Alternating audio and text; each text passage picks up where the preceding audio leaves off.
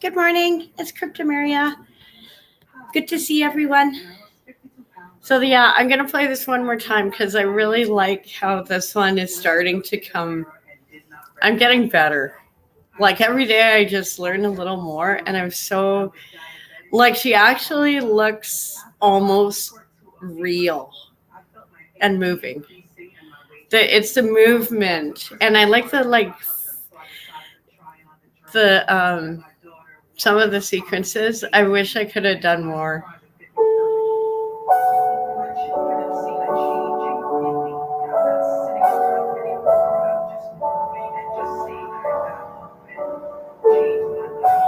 I like how it's like I'm starting to get that fluidity into it. It would have taken. I had more images and then I totally screwed up some of the animations. Like I had extra screenshots in there that weren't supposed to be in there. And I had a little freak out session and then got mad and was like, no, I'm just going to do it like this. I can always go back. I can always recycle my images or build more on them. Or make more, like I have so much work that I can draw from. It's almost some days I'm almost like, where do I even start? So I thought the fuzzy dragons, one more time. Sorry, I always love what I do.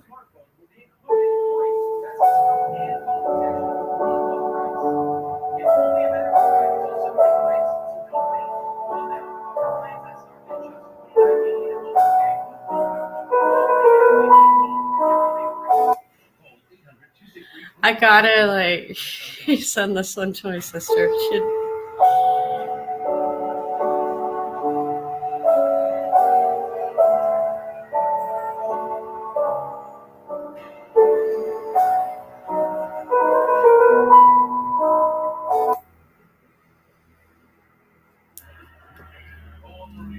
Sorry, just give me 1 second.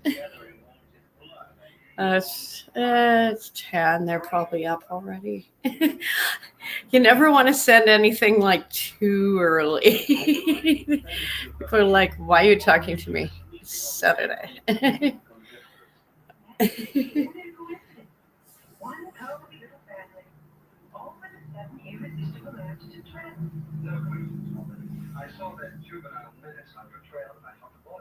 Yeah, I think this one's like.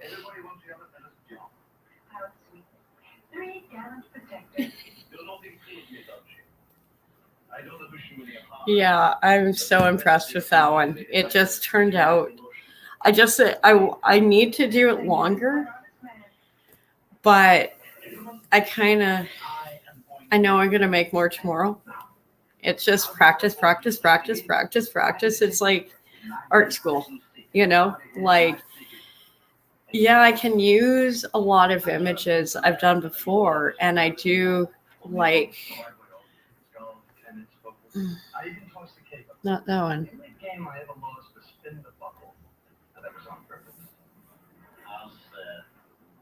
Like the one I did yesterday. The black and white, like the really graphic-y stuff. Like I really think I should split that one into two. It almost doesn't. But eventually, at the end of the year, here's the challenge. Take all of the AI artwork I have made and compile it into something cohesive, which I don't know if it'll actually do. Because I have so many different themes, and I was really impressed with just the black and white yesterday. So that one's I want to play with, but I also want to play with some of the flowery ones and the landscape ones. Yeah, I was really proud of that one. That one's so cute. It's just, I wish I made it longer. I tried to make them at least 30 seconds, but that just actually took I literally fell asleep with my phone in my hand just trying to recreate I'd make a picture of a dragon, go to the other app, make 10 more, and then variate, then take one of those ones back, variate it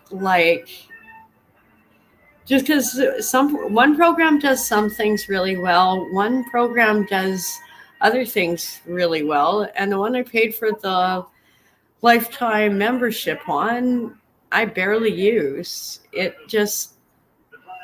haven't really connected with that one. Oh, one moment.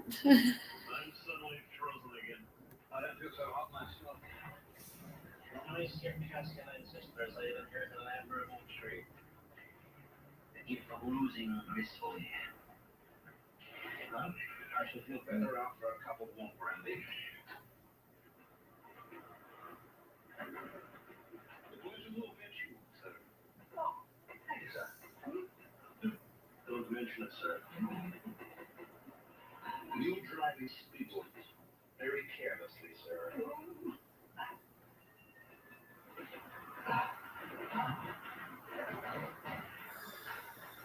It's just not my day. What are you doing? Gotta contact Campbell. Tell her who's familiar with her. You've got it twisted. Billy Goodwin is looking for us. Okie dokies. I'm going to scroll down. I'll probably replay that one again. And she turned out gorgeous. Gotta love that one. Oh, this one's like crazy. Yeah, Pierre Polyev. Once again. To find a better land, she just smiled and laughed at me and took the blues back again. It's a big hard sun, beating all the big people in a big hard world. It's a big hard sun, beating all the big people in a big hard world.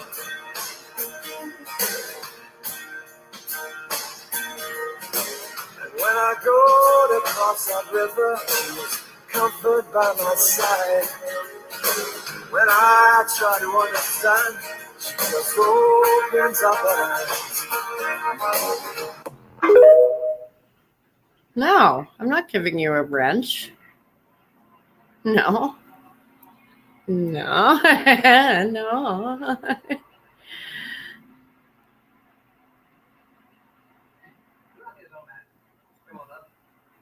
Sorry. No. No wrench for you. I hope I never do again. Why do you want a wrench?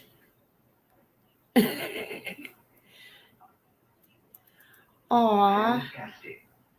Some of them turned out so cute. This one's hilarious. Hopefully I don't get a strike for this, but this one's so damn funny. Steve and Stacy are looking to purchase their first home in St. Cloud, Minnesota. This one's hilarious. Steve is a floor manager at Circuit City, and Stacy is a cashier at JCPenney. Their all-in budget is $45,000. We already have one baby. His name is Baby Gavin, but we hope to be adding another one soon. Yeah, we pulled a goalie, so who knows? Stop it. Today, Steve and Stacy are meeting with Tim Anderson, who they chose They did because such he has a an good accent, job on which makes him this. seem interesting. Hi there, I'm Tim Anderson, and for me, real estate is about so much more than the commission. It's about helping families fulfill their dreams. And the commission. No, don't use that, don't use that. We don't care about commission. A little bit. Just the clothes and all the... Welcome home. Wow. Okay. Well, I like these spindles. Well, I don't know, honey. It's very open for me. Well, we can just drywall it. There you go. Stace doesn't like open spaces. She likes a lot of walls. Yeah, I'm a bit of a private person, so need those boundaries up. Mm-hmm. You know, you just need a little division sometimes. Mm-hmm. A little division sometimes brings you a little closer. Okay, now we really wanted a popcorn ceiling, and this just doesn't feel like enough texture. No, there's not a lot of texture up there, Tim. My texture guy, he should come in. Popcorn it. Yeah, you can pull right over the top. Oh yeah, straight over the top. If you can add texture in, then that's okay by us. Leave it to me. This is so funny Good. because it's so bad. I tell you he's good. Yeah, you said that. A nice kitchen is super important to me. You know, I like to host people, and I make a real good Jello mold. Oh, you should see how her molds jiggle. Oh yes, and I make a mean snickerdoodle salad as well. Oh, Snicker, yes you do. Stop, Steven. Full-size oven. Oh, and there's even a lock for There's a child lot for safety. the kids and for cleaning it, and more storage. Now, I've always wanted an electric stove. Well, now you've got it. You got 4 burners. Hey, Stace, check it out. You can get your plates from both sides, huh? Well, isn't that nifty, eh? Steve and Stacy are such a lovely couple. I'm really excited to help them find something that'll be there forever. So we met Tim at the church potluck one Sunday. He was 2 scoops in the mashed potatoes, and I said, hey, Just fella, her and he says, accents I'm a are realtor. And I killing me. said, It's well, like by golly, Fargo. we're looking for one. Oh, and I just love this wallpaper border. Yeah, I know Hey, the wallpaper you could put a borders. house in here, and I could put some of What my were tool we dolls in here. I thinking? collect tool dolls. I used to collect Beanie Babies, but I sold all of those so I could really focus on my tool collection. Actually, Stace's Beanie Baby money is how we afforded our down payment. Yeah, that Princess Diana one got us $3,000. That's crazy. It's real sad when you think about it, though, because it would not have made that much money if she hadn't died. So dark. Now, in the MLS, So I dark. believe you said that there was wood floors in the bedrooms. Is that correct? No, we got carpet wall This to is wall, just all so the way to the main accurate. room, all the way to the It's main room. actually. There is hardwood under here, but you know what we can do with that? We can Killing take this me. carpet, rip it up, and we can glue linoleum straight to the hardwood. And I'm telling you, it will never come up. Did I No. tell you he's good? He's good. If you've been Now, talk to us doing about any this kind of carpet. reno, What are we working with here? That's This looks like their- nice stuff. It's 11 grain camel fiber. Wow. Oh, yeah, that was great Okay. stuff. And let me tell you, this will never go out of style. Oh, Oh, I sure like no. Wow. Babe, this is my man cave. I got the man cave. One thing that's really important to me is having a man cave. I get a really good discount at Circuit City, so I'm hoping to get one of those 60-inch projection screen TVs to put down in my man cave. Oh, yeah, Steve, he is a super fan of the Oh, Bulls. God. This Yeah, is oh. so bad. Scotty and Michael, Mm. repeat. Now, these fluorescents, can we put more of these in? But we can add them everywhere. And the best part, they never need to be changed. Okay. They give such a nice light.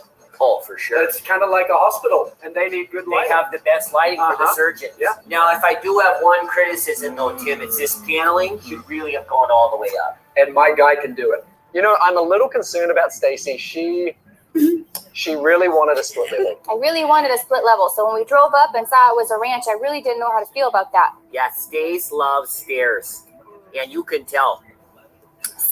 Oh, stop. Stacy, the split level thing? This feels like a split level. Oh, yeah. Does- Yeah, it does. See the turn? Yes. We've got a landing. And if we put a door right here, if we took that front door and put it right here, you can go straight to the laundry, straight to the kitchen. Give me a That's it, second. because she likes to make a decision when she comes in. I think Tim had some really great ideas on how to make this house into what we want, which is a split level. Mm-hmm. I can tell Stacy's a little upset that this isn't a split level. All her friends are getting them. I know it's what she really wants. I'm hopeful that this ranch, though, is going to meet her goal. Hold on a second. Sorry, guys, getting a page. I got to step out for a second to my car phone. Is that okay? Okay, how you feeling, hon? You think you want to put in an offer? Oh, yeah, I like it. Yeah. Okay, we're gonna do it. They're asking for $45,000. I say we offer $44,500. I don't think that's being too pushy. Yeah, no, I don't think that's too much to ask. No, but it's gonna give us just a little bit of budget, so we can add that popcorn ceiling, and we can maybe move that front door, make it into a split level, just like you always wanted. All right, let's go. You know, I think we really like it. We like the linoleum. We like the carpet. Stace likes the kitchen. We are going to need to come down on the price a little bit, though, if we're going to reimagine that entryway. What are you thinking? Well, can I? I think Stace and I would like to offer $44,500. I'm going to run out to my car, make a call. We'll come back with the good news. Now, hon, don't worry. Tim's good. He's good at this job. Yeah, he's okay? he's good. Yeah, I feel like he's going to pull it through. Yeah. Okay. Yeah. Okay. All right. All right. Just watch him work. Watch him work. Okay. Tim puts in the offer of $44,500. $500 less than asking price. While Tim works his magic, there's nothing left to do except wait. Think we're gonna get it? Oh, we're not gonna get it. No, we're gonna have to keep looking. After some intense negotiations, Tim finally has an answer. You got it.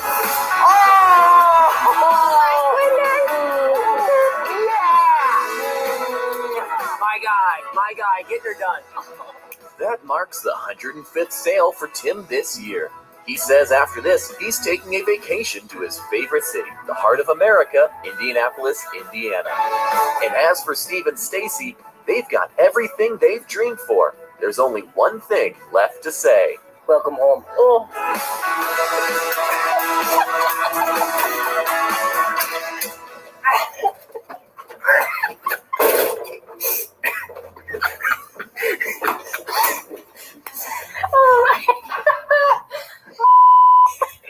We are the dumbest.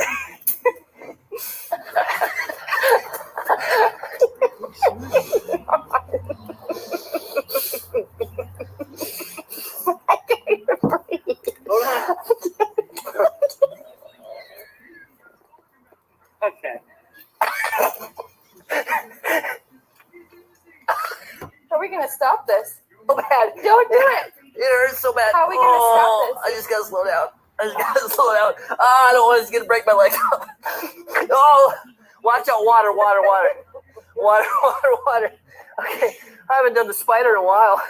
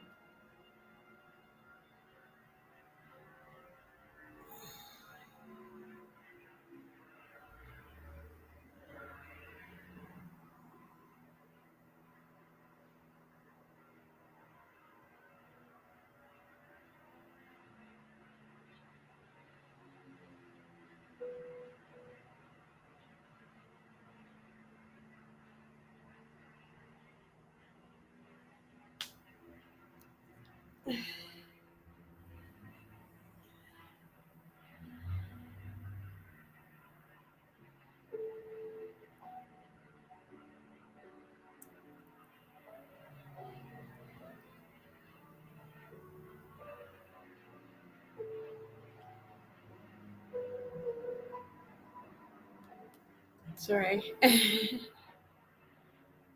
I know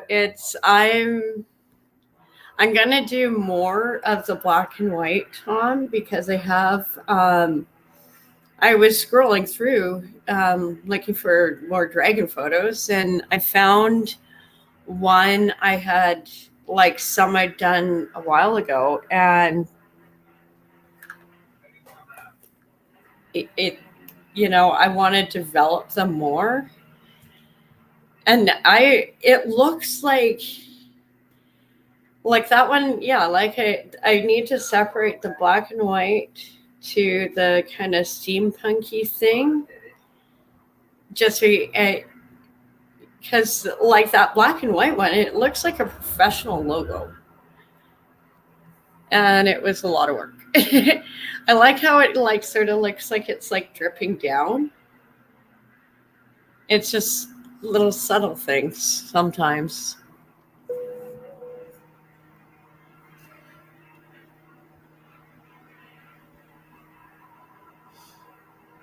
Yeah, it's funny with that dragon one. If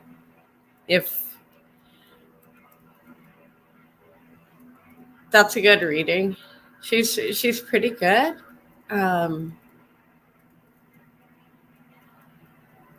This one's pretty crazy.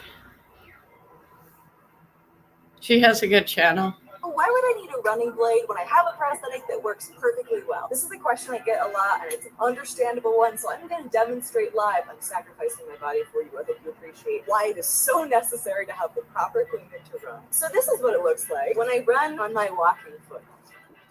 So as you can see, there is absolutely no actual bounce. There's no energy return coming from this leg. Not only does it look terrible, it's also very, very uncomfortable. I feel so much pressure in my knee and my lower back and my hips because this is not built for that kind of motion. Inefficient, painful, and slow, which is why we use running blades.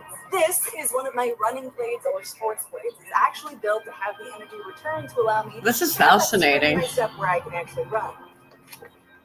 Running blades actually have that spring and that balance that allows you to be able to run more comfortably. See how I can actually Physics is fun. I do indeed dream of the day where maybe there'll be like an all-in-one prosthetic that works for absolutely everything. But for now, we have different tools for different jobs. It's when you can go through something like that and just have such a positive outlook on everything, it's almost humbling. Oh God. Yeah. I really think these electric vehicles. Yeah. Well, several cars have been destroyed after an electric car burst into flames at Sydney Airport. This caused significant damage. What was behind the explosion? The vehicle was broken down, and someone has removed the battery some time ago, and that battery had suffered some damage, whether it was from an accident or hitting some debris on the road, and it was then left next to the vehicle, which had caught fire. The battery had been ruptured or was open during impact somewhere, and water was able to get in. Then it did catch fire. Luckily, okay, we all know what happens to batteries. They were able to respond quickly. You get that flashlight that was in your camping, and like this might happen. All those batteries are eroding. Are warned about when they get an electric vehicle. The trick is obviously because you're dealing with electricity, just making sure that your charging setup is as safely installed as it can possibly be. So you're not there with frayed wires, with lower quality wires. If there's water getting into it, that could be bad. But obviously, if your car has had any impact, whether it's a minor traffic incident or you've hit a rock on the road and you are worried about it, do get it checked out because that's where you may get a battery cell ruptured. Mm-hmm. Hold on. Yeah, doesn't this seem like a great environmental option? I don't see. Oh yeah, this one. When you go through their net worths. And that's Just Jen Reacts. I have a really good clip for her after today's blog because I didn't get yesterday's blog loaded and I still want to. Kyle Fitzsimmons. This is loud music at a party, so. Have you had an opportunity to read this, Inspector Quinn? I did, Your Honor. Based on the report, there was probably 40 subjects at the house. There was loud music. There were several warnings, I guess, or several calls to the house. So hence the reason. I believe the party was close to midnight. And also, the next day at about 12:30. I like I have more clips of this judge. He does really, that I know is really cool stuff. $1,000 fine that the city solicitor office handles with the lieutenant in the district. Were you warned at any time to stop the party by the police? Previous to this? Yes. No. The police came and the professor, Kyle, Officer Kyle, actually talked to me and he said, please get everyone inside. So I did. I told everyone to go inside. And then he came back and he said, unfortunately, we have to give you a ticket. I'm not sure what the protocol is, Inspector Quinn, but evidently the police received complaints that there was a party going on at 11 o'clock at night. There was music going on Eaton Street, which is right next to Providence College. Eaton Street is heavily populated with students from Johnson & Wales and Providence College. The usual protocol is that what they do is they go and they warn them and say, listen, you're having a loud party, turn it off. And then usually, I would think 99% of the time, I get reports saying, we warned them, we told them to shut it down. They didn't shut it down. Then we got another call a half hour later, and we went and gave them a ticket. Clearly, Kyle here, I looked in the system. This is the first and only summons that she received for loud music. But apparently, though, Your Honor, the house has been ticketed sometime, probably many times. That's why the orange sticker was put up. Well, that's the landlord. That's not Kyle. How long have you lived there? I don't actually live at that house. Well, then why did you get the ticket? Because I was the only one who would talk to the police. So I went and talked to the police. The officer came up. I was the only one to speak to them. And then he went back to his car, and he came back 5 minutes later, asked for me, and I talked to him again, and he gave me the ticket then. You don't live at the residence? I could give you my lease. I live on Pinehurst. Yeah. Show it to Inspector Quinn. She just stepped in to be a responsible adult. I'm a senior. You know, basically. Psychology. Oh. Mm-hmm. You know what Inspector Quinn's thinking? I hope that I would be innocent. Yeah. She doesn't live there. She was just at the party. She was the only one who was responsible. Yeah. I'm not going to hold Kyle responsible. She's not on the lease. She doesn't live there. No. No. There's no evidence that she lives there. There's nothing in the police report about whether or not they asked who was in charge. So I'm not going to hold you responsible for this. She was simply a guest. Matters dismissed. Thank you.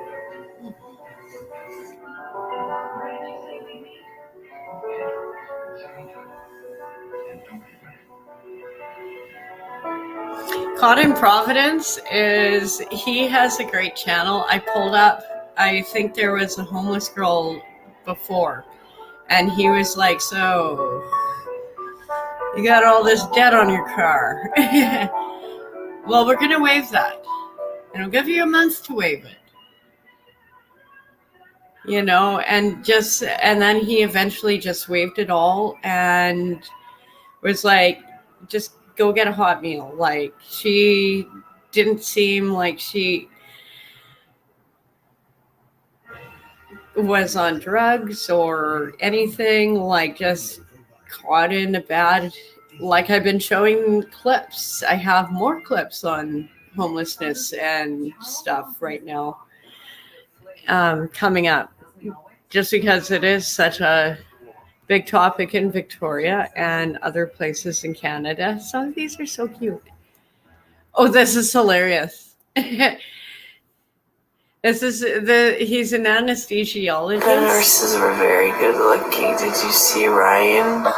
I felt like it was in Grey's Anatomy. After waking up from anesthesia, Kelly couldn't help telling her husband Brandon about all the attractive nurses she saw. I haven't been attracted to anyone besides you. So you were attracted to him? I think so. The guy you gave the medicine was attracted to, and there's another one. I didn't recognize him, but he was not attracted. No. But then, perhaps feeling a little left out, Brandon had a question for Kelly. Am I attractive?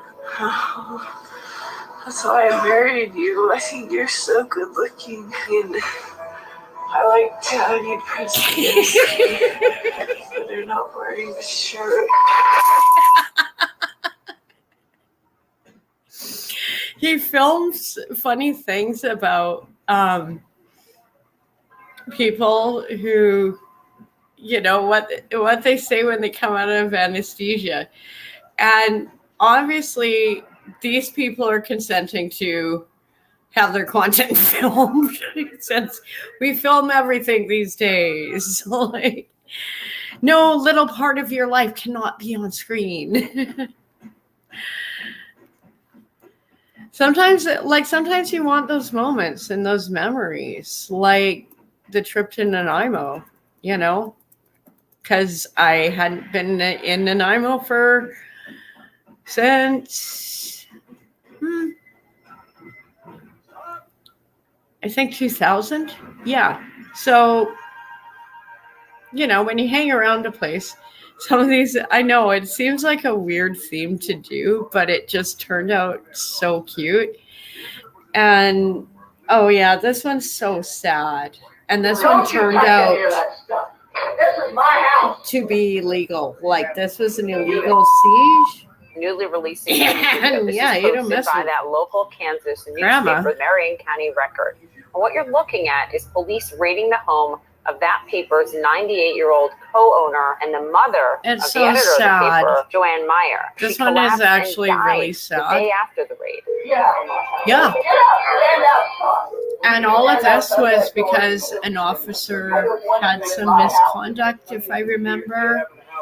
I pulled this up, sometimes they set them up like weeks in advance. Police said they raided it just over with claims that the clips. newspaper had obtained information illegally.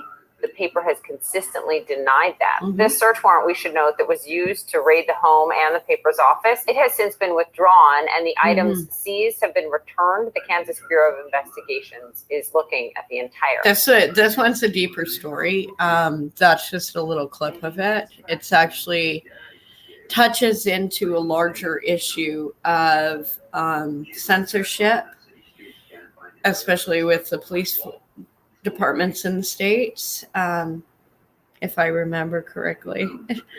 I hope I'm not mixing up things. Oh, God. What are you gonna do? Some of these are just so damn cute. Like, how can you not feel happy looking at these? Oh, this one's a good one. This one's a good one.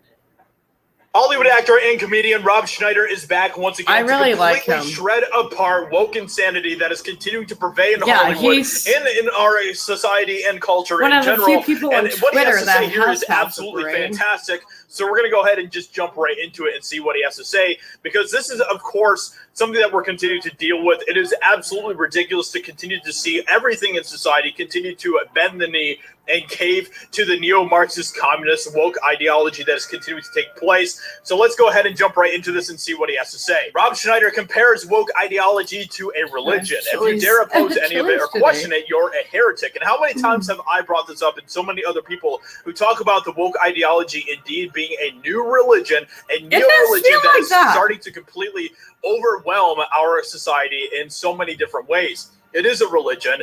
Everything that is the structure of what woke ideology is as the structure of a religion. Cultism. And it is something that is very disturbing to see. Comedian Rob Schneider has recently offered his 2 cents regarding the cancel culture commonly enforced by easily offended individuals, strictly attributing this shameful practice to leftism and describing woke ideology as a religion. Well, he's not wrong there at all. So let's go ahead and check out this video clip of where he talks about this. Well, if you listen to Bill Maher is on the same page. He just didn't realize that the traditional liberalism hasn't changed. It's for free speech, gay rights, women's rights.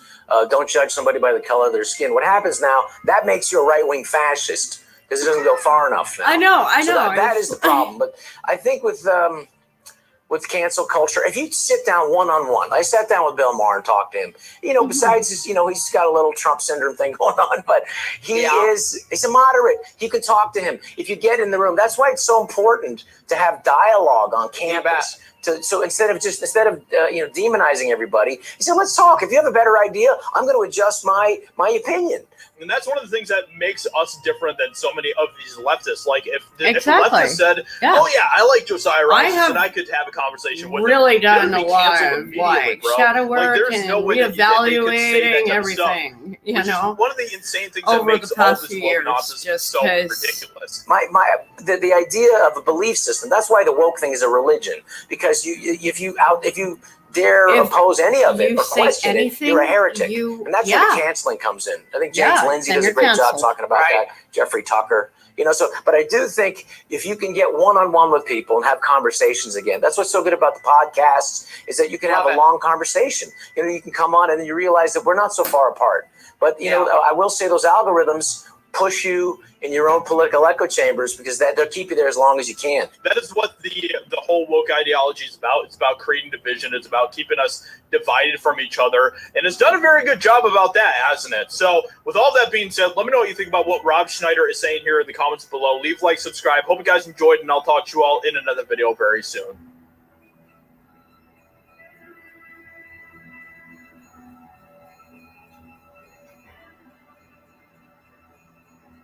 No, that was a good clip. Well, really good clip. And I agree with it because I think we are feeding into this. I just saw this. I just brought it up the other day with Jill. You know, there is friction in the side chat and then friction in the debate. And I thought the debate was going great. But then all of a sudden it's like blocked for hate speech. And YouTube graciously said, no, this was an honest dialogue. This is acceptable. So, you know, you got to pray for those small victories in this kind of nonsense that we are going through. And sorry, I was drawing and I got like orange ink all over me. Yeah, it didn't work out. But that's okay. There's always other drawings.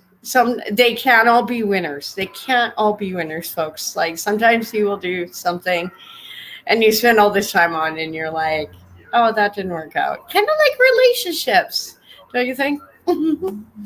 Yeah, sometimes they just do not happen.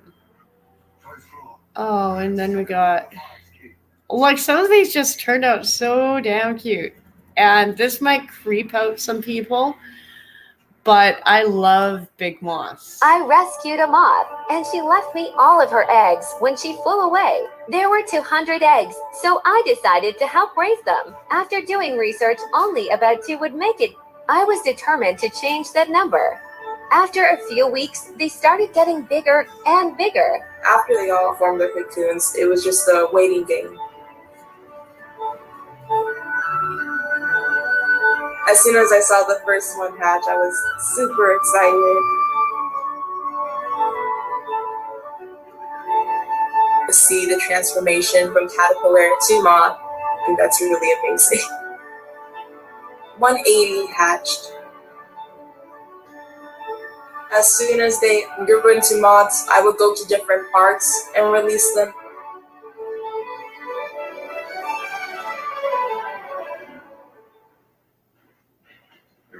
Armitage is one of them. This is New York. I know a lot of people that was probably really uncomfortable watching all the little caterpillars, but I think it's so cute sometimes. And we on Vancouver Island, we actually have really big moths. And greetings extra stuffing. Yeah, we actually have really big moths like those. And I was doing a course. I was working on an essay. This is like back in university, and my cat dragged in one. And this thing, like, literally was the size of my hand. Like, this isn't like a little moth. They don't eat sweaters, they eat trees. And I'm just trying to get my homework done. I'm like, okay, kitty, you just play. And I made it all the way to university, all the way on the bus, which was, you know, pretty much almost like a 45-minute commute. And then I walked around campus, got a coffee,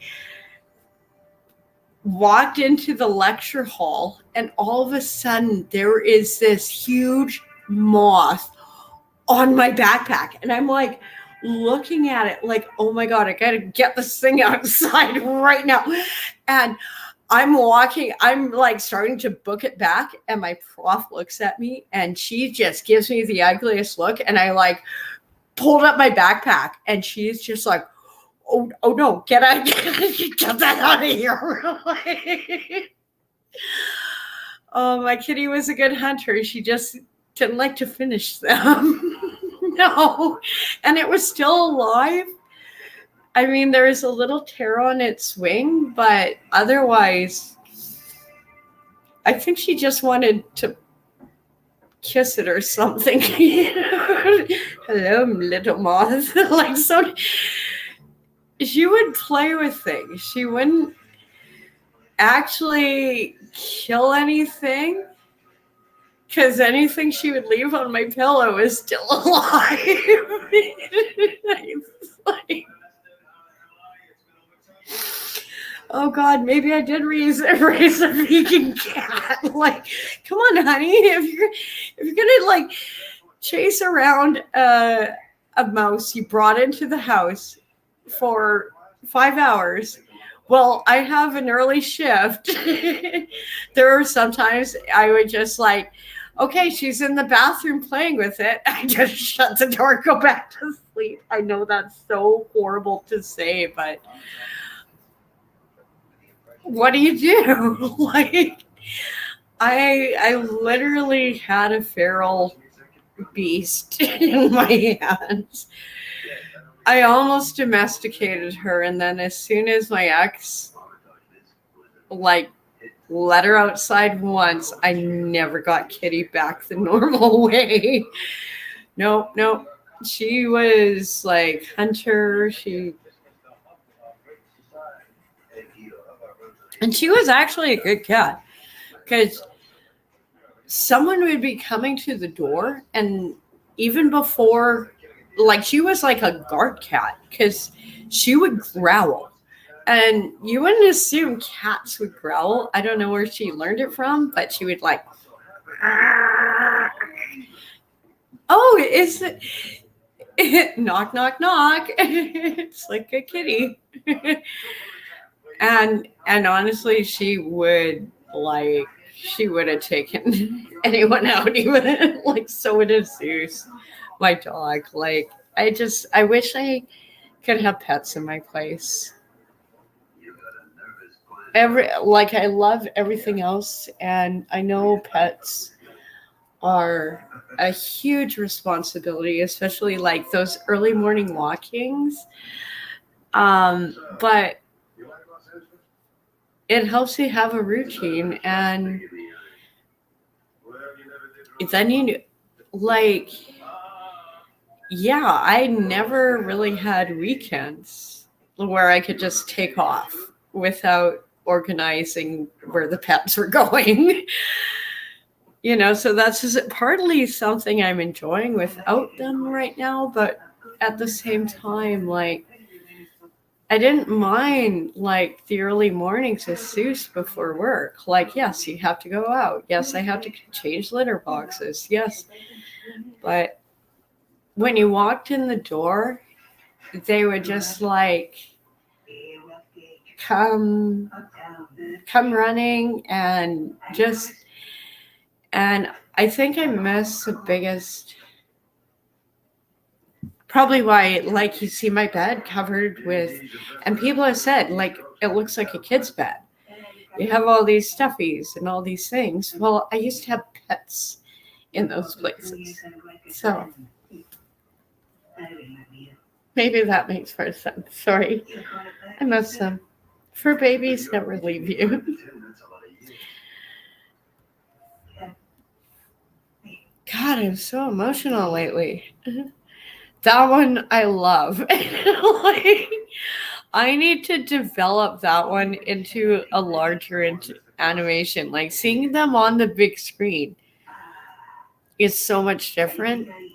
This guy's brilliant. He does brilliant work. It's not every day that I build something that completely changes my workshop. Well, this workbench does just brilliant. That, because it can do simple one very specific and thing. Almost this entire workbench is made out of construction lumber, but I planed it all down and cut off the rounded corners to make it look just a little nicer, because I like nice things. If you know me, you know I do not like exposed screws, so I'm covering up most of them with dowels, as you can see here. This piece will give the workbench some much needed stability, and it is so nice when things fit just right. I work in a small shop with not a lot of room to assemble large furniture pieces, which is why I built this very specific workbench. It folds up into the wall, giving me so much more room for activities. To assemble my projects. It locks in place, and it's really easy to take down off the wall when I want to use it.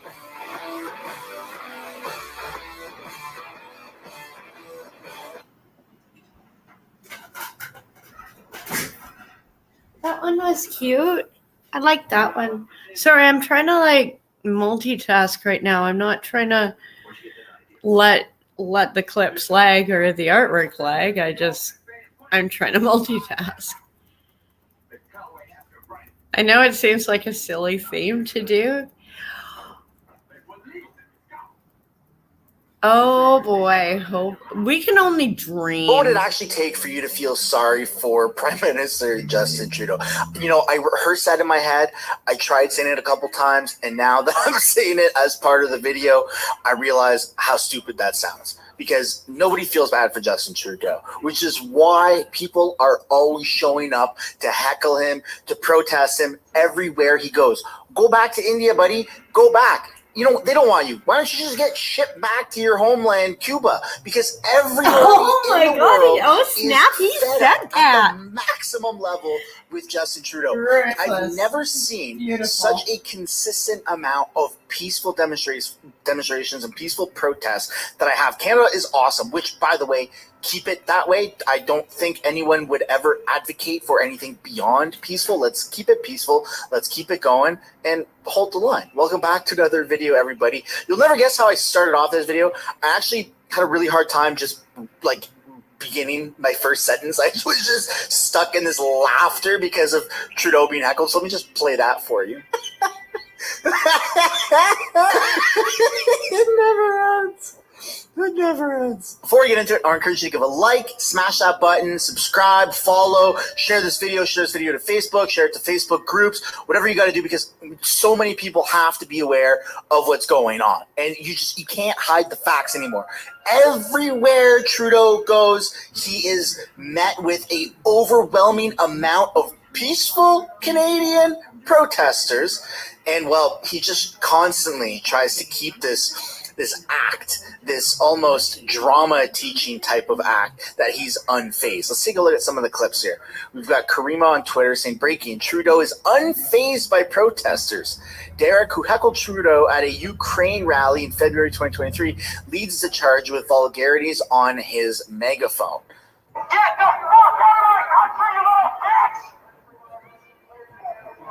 It's Trudeau not look high beyond you! You want to be dictator bastard! Oh my God! What? He is smiling and laughing and taunting Canadians. Are you kidding me?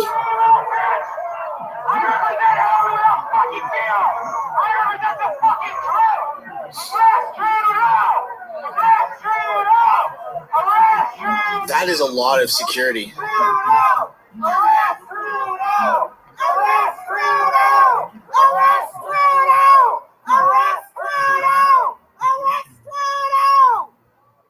Wow. I need to go back and take a look at Trudeau smiling, because this is beyond narcissistic behavior. This is straight out of dictators, Roman kings. Like this is insane behavior. This right here.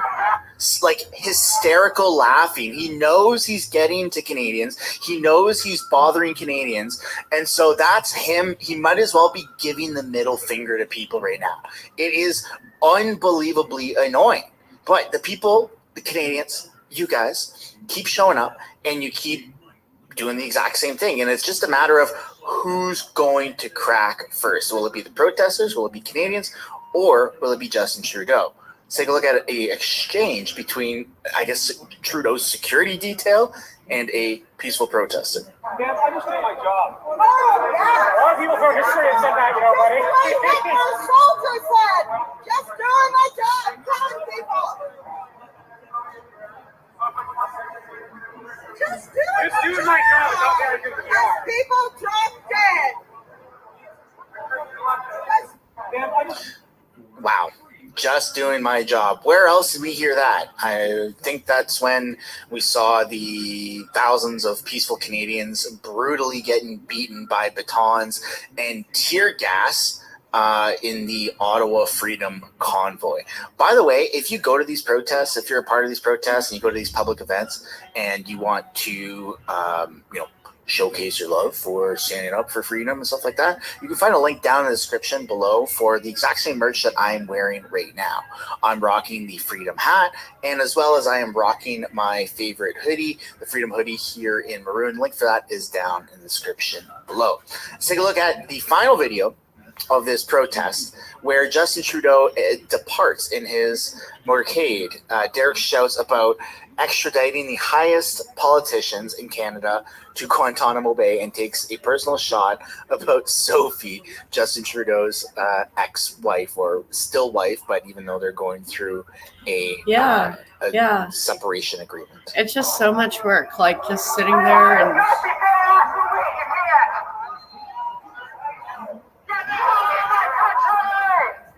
just resign. Like, God, we need new government.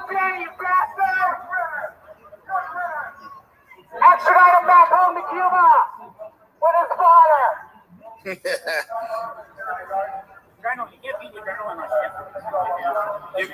You think it was a successful outing for yourself today, Derek? I feel like Tom Brady right now. Feel like Tom Brady. Right on. That's a lot of people that are showing up. And the fact that you have more and more of these clips right now that are circulating, that this is a more frequent occurrence, and every single time it's either Justin Trudeau or another liberal little puppet misfit that they just smile and wave, and they're pretending. I'm just gonna make a little point right now. You know, I think how Trudeau's plane got delayed in India, I think that was actually because nobody wanted him back here, and a Canadian like snuck in there and like pulled a little wire or something. Like it does it for such a specific part to need to get replaced. That is obviously looking like sabotage. But I think it was a Canadian who didn't want him back here. Like, seriously. And India was like, no, we'll give you a jet. Please get out of here. And he's like, no, I'll just hang out for a while. I really love Bollywood. I haven't tried on all my costumes. And they're like, no, please leave. And Canada's like, fuck, he's coming back. Just, damn it. Oh, like this is not just really, the biggest reason I am doing all these political articles is because I want Canadians to understand what's coming. We are facing a horrible recession, and it's already starting. I already see it. And soon as these mortgage renegotiations come, there's going to be a whole lot more tents and RVs and a lot of stuff happening in our cities and towns and rural communities. You know, sorry, it just, oh God, I'm cold. I'm not cold, it's just in fall until the sun comes this way, it is kind of chilly on the. Except I'm also being stupid, and I'm like, I'm not turning on the heat, and I want the door open because I love the fresh air. Like, if I could have fresh air all year and not have to like shut off our house, like, you know, like, I totally.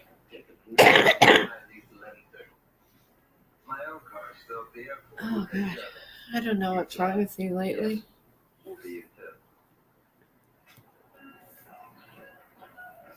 Yeah, but we're going to go back to that. I just thought I had to put my 2 cents in. Like, just fucking resign. Scrap the carbon tax. Like, it's gonna, like, there is just such a small percentage even of Canadians who support all of these new things. They're just, the majority of Canadians are scared to say anything because they have families and mortgages and, so much to risk if you speak out about government. I mean, when you see your government freeze your bank accounts and then say, oh, well, yeah, that was a mistake, but we can still do it to you again, then you should start being concerned. And that's also what most Canadians don't even realize, And, I think a lot of times I started doing these just to kind of show Americans what was going on, or people in other countries, because I lost a lot of friends and they all just, oh, you're insane. Oh, or you're Canadian. It doesn't matter. Well, if we go, we are the canary in the fucking coal mine. And I wish people would get it. So if we go down,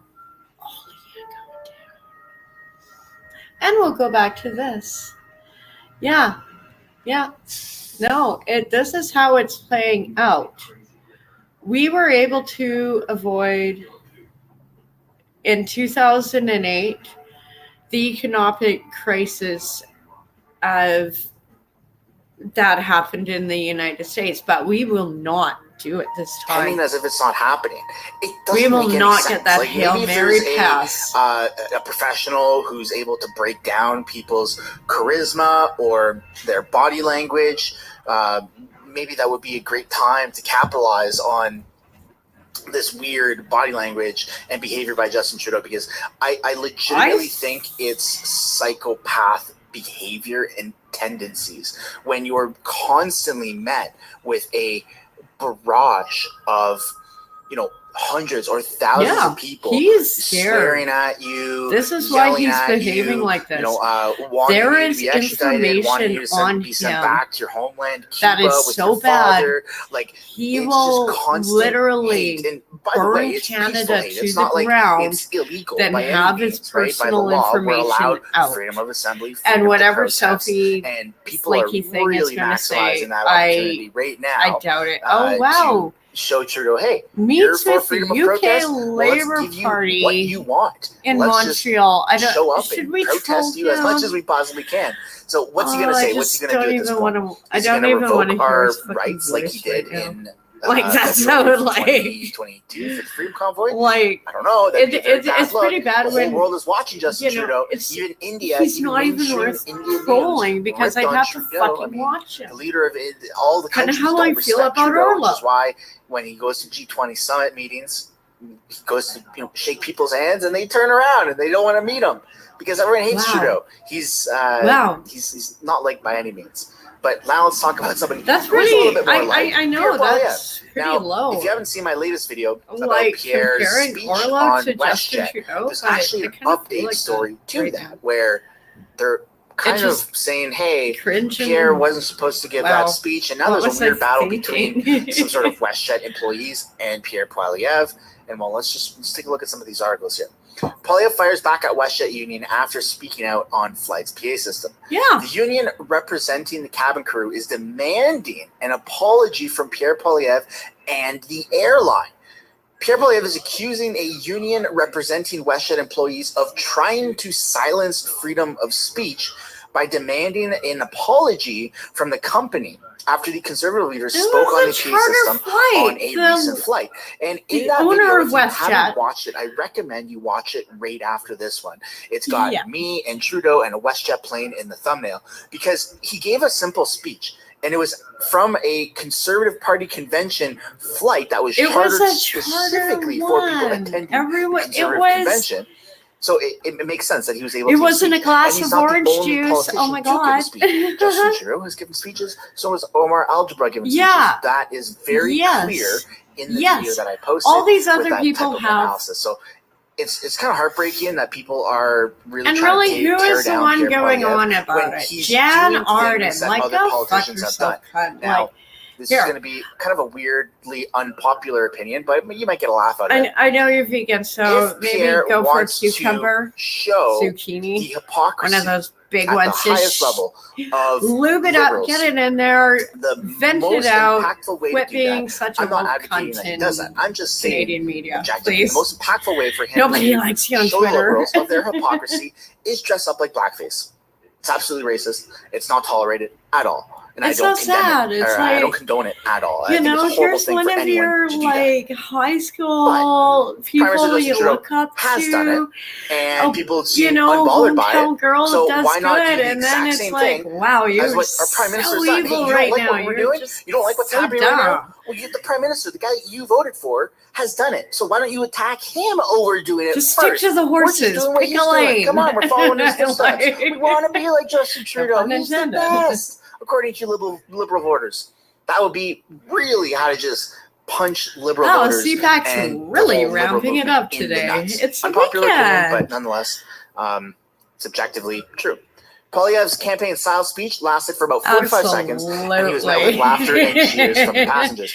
It was a fantastic speech. It was great for Pierre Stick it Poilievre, in my mouth and and I'll it let just you know. shows that even without some sort of rehearsal, even on the spot, even in real life, I without all the definitely fancy cameras think and Jan the Arden microphones, needs he's on a plane, something. probably while We they're all already agree. in the air, he was able to pull I'm off not trying a to great talk over him. After the I've video already began seen circulating, this one a a few WestJet times. So. spokesperson told CTV News that Poilievre's use of Already, the PA system was like- approved ahead of time, but the final decision rested with the crew on board.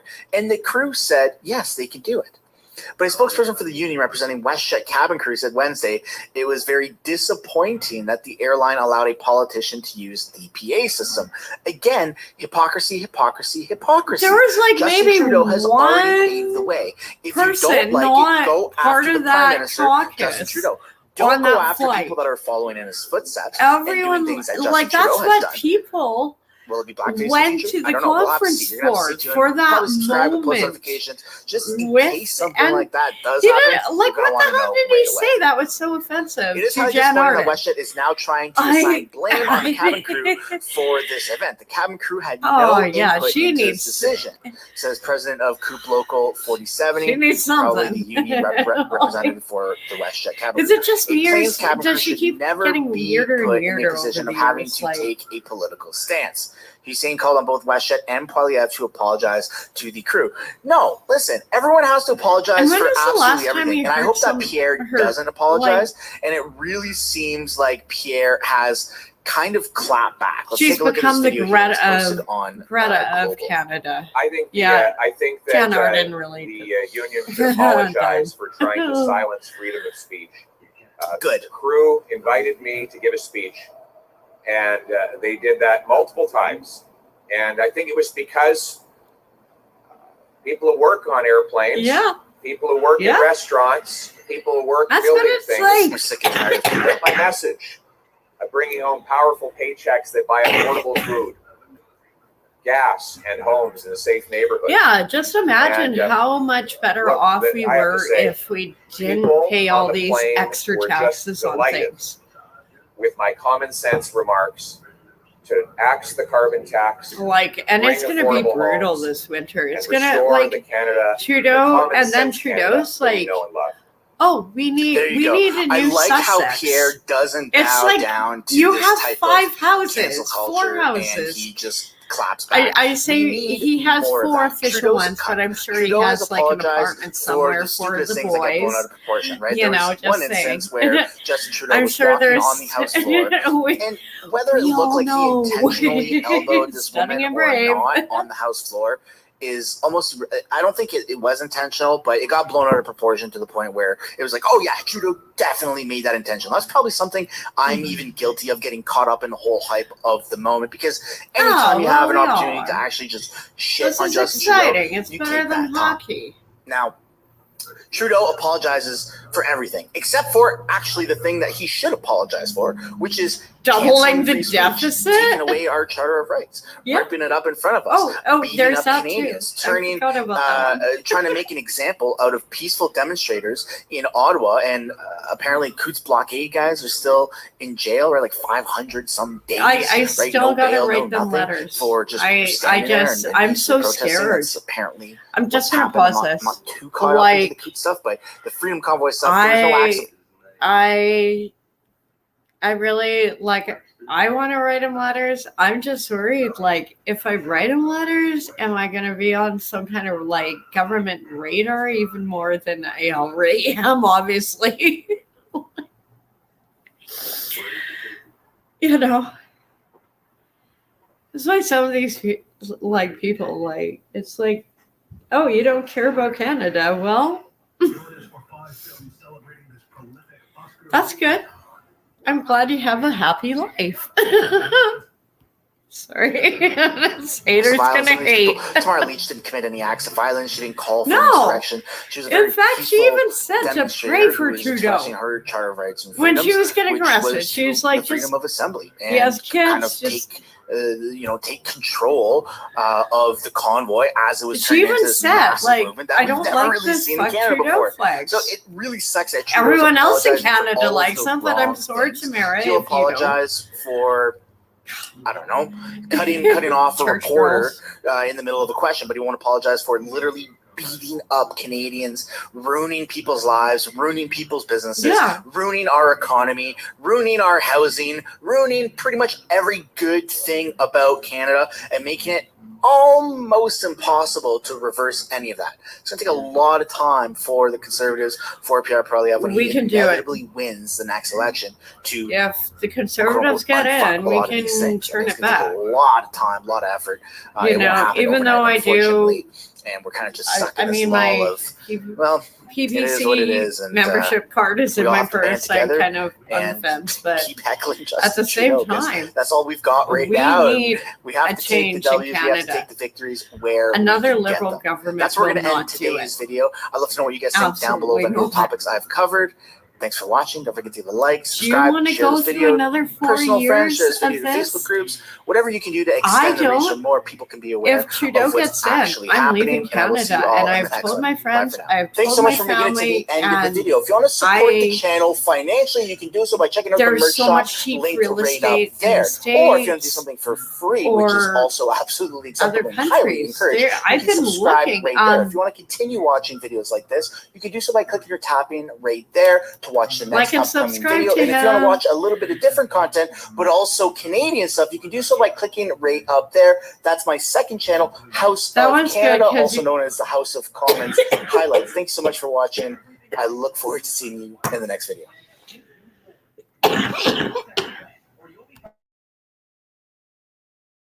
Look. Vape pens are just something else sometimes. Oh boy. It's you gotta kind of like think of it like a clarinet. No, I'm still on my house coat. It's cold. So actually I'm cool.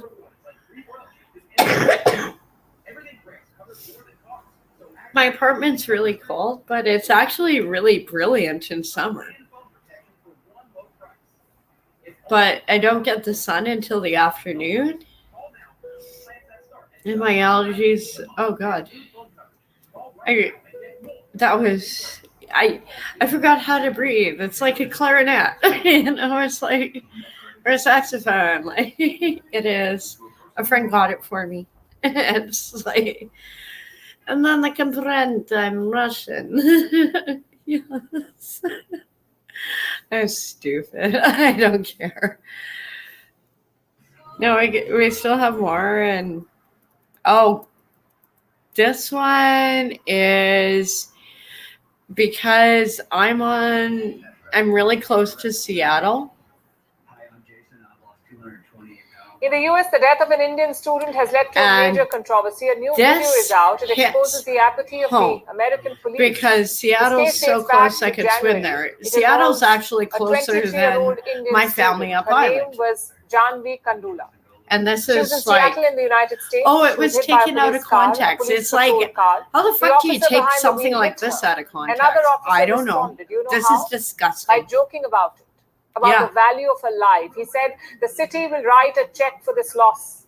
I know he meant it probably sarcastically, but it was really bad taste. And some of the cops I know really would say that just because they don't care about life. India has expressed concern. Our next report tells you more. Yeah. Janvi Kandula arrived in Seattle in 2021. She had just left her hometown of Bengaluru. And I don't she was want pursuing her master's in the US. Yeah, like this any is other so immigrant sad. student, she had big dreams. We have but stuff like all this came happen crashing up down here. on the 23rd of January. Janvi was at the intersection of Dexter Avenue North and Thomas Street. This is she was disturbing evidence. That's when she was hit by a car. Not just any car, it was a police patrol car. Behind the wheel was Seattle officer Kevin Day. The body cam footage of this incident has been released. In the video, one can hear a loud roar from the engine. Oh, God. The speedometer shows that the car was going at 119 kilometers per hour. Holy According to the police, Kevin was responding to a high-priority call. He should have been sounding the car's siren, but according to officials, he wasn't doing it consistently. Kevin hit the brakes just a second before it hit Janvi. The car at that moment was going at 101 kilometers per hour. So Janvi was flung far away by the impact, almost 100 feet away from the spot. She was taken to Harborview Medical Center. That's where she succumbed to her injuries. Officials have been deliberating whether to charge the officer. So they sent the Seattle Police Department union leader, Daniel Orderer. Daniel is a drug recognition expert, so he was asked to examine whether Kevin was impaired. Daniel, too, was wearing a body cam. He later called the guild president, Mike Solin. He was supposed to report what happened, but these were his comments. First, he laughed about the incident. I think she went up on the hood, hit the windshield, and when he hit the brakes, flew off the car. But she is dead.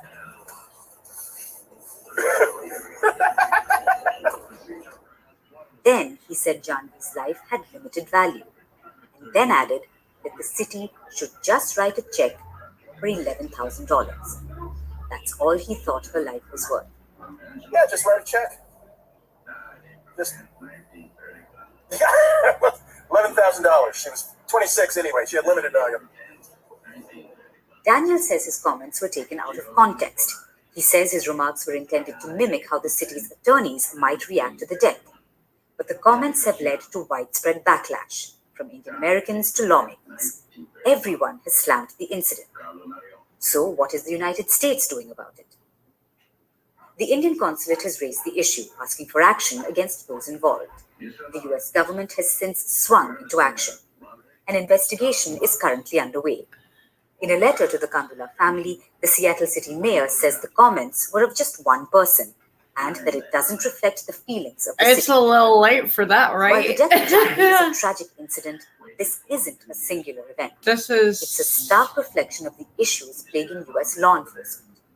This incident highlights the pressing need for greater accountability, more transparency, and reform within the police force. He was going The US so needs fast to ensure without that his. tragedies like this are If not his lights prevented, are on, she but wouldn't also have met with been in the seriousness sidewalk. they deserve.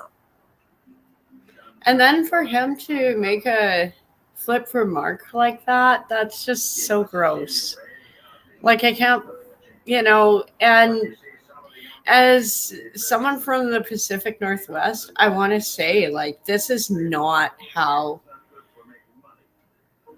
like, I cannot speak for Washington State, but in Victoria, on the island, we have our issues, but I cannot think of any cop that would do that.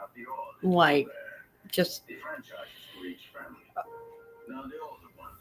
yeah, see, and this is another clip from from The Seattle this. cop caught on body camera laughing and joking about the death of a student has gone viral. And since its release, we are hearing from the police for the This first is time. like, That video shows officer and Union Vice President Daniel she's Otterer 26. laughing about the It death should of be like, 23-year-old Janavi add a few more Kandula, who zeros. was Her killed life by was a worth speeding patrol more. car back in January.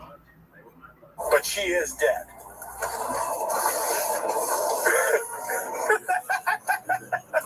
Yeah, just write a check. Just $11,000. She was 26 anyway. She had Like, limited value.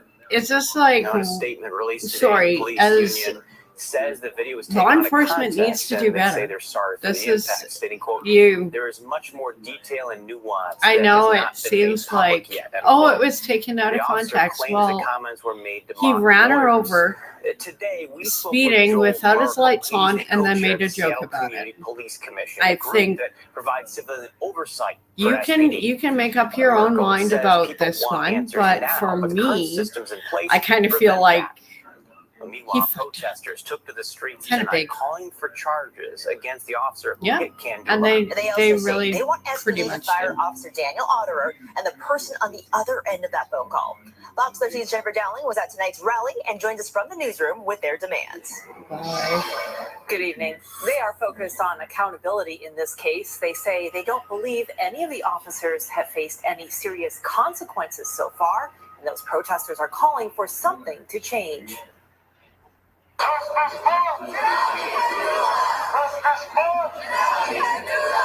A group of more than 50 marched through the streets of Seattle, stopping at the crosswalk to light candles and leave flowers where Janavi Kandula was struck and killed by Seattle police officer Kevin Dave while she was trying to cross the street. Kandula was a 23-year-old student. Supporters held signs saying her life is priceless. Earlier this week, Seattle police released body cam footage from Officer Daniel Otterer. In the video, you could hear him laughing and making jokes about the death of Kandula. The Seattle Office of Police Accountability is investigating the video. This man, who didn't want us to use his name, said he was hoping that Otterer and the person on the other end of the phone would be fired and prohibited from working further in law enforcement. It is not something that should be said, period. Full stop.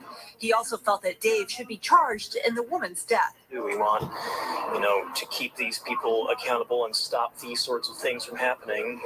74 and a 25 is without sirens on is absolutely insane. Protesters say law enforcement needs to be held to the same accountability standards as regular people. The double standard is absolutely deplorable.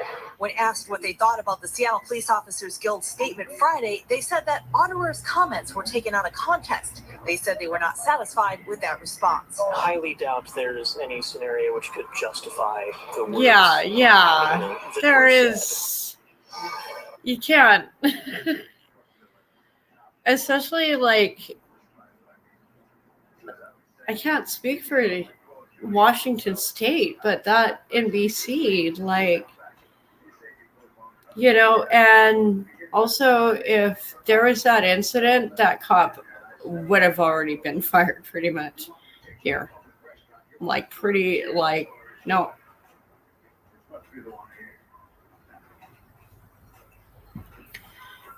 People wouldn't have to protest for fair treatment, and seriously, if his comments, how can you take that out of context? That's all I'm saying. And I feel so bad for her friends and family and all her classmates.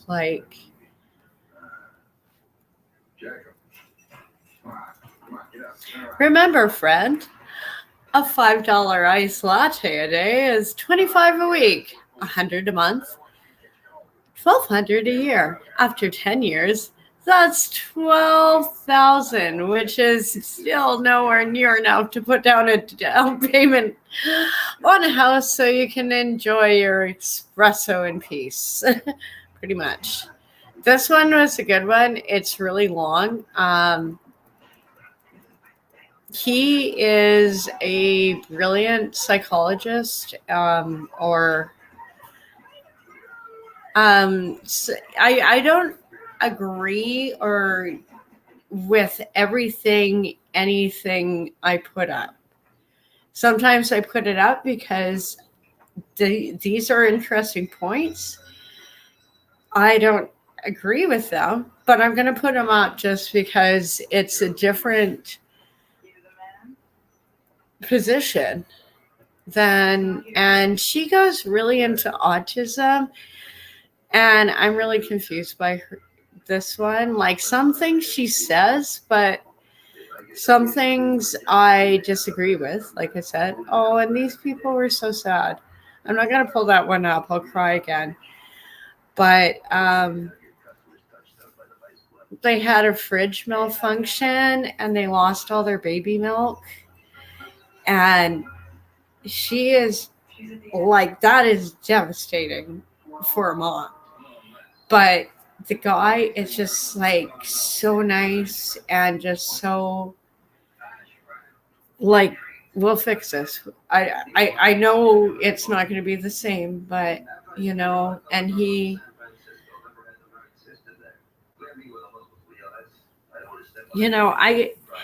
because I know a lot of guys who wouldn't even be that nice. You can see the full clip on my blog. It was hard enough, like, because usually too, I watch this all of my clips like a few times just before. This one, I said, I think it seems staged. Like, I think the guy got it was a setup with the kid, because the kid had lost a brother. Yeah.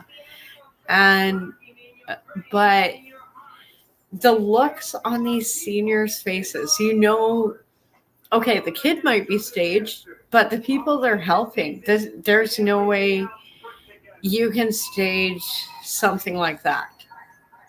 And so I mean, I love these channels. I love watching them. I know a lot are staged, but at the same time,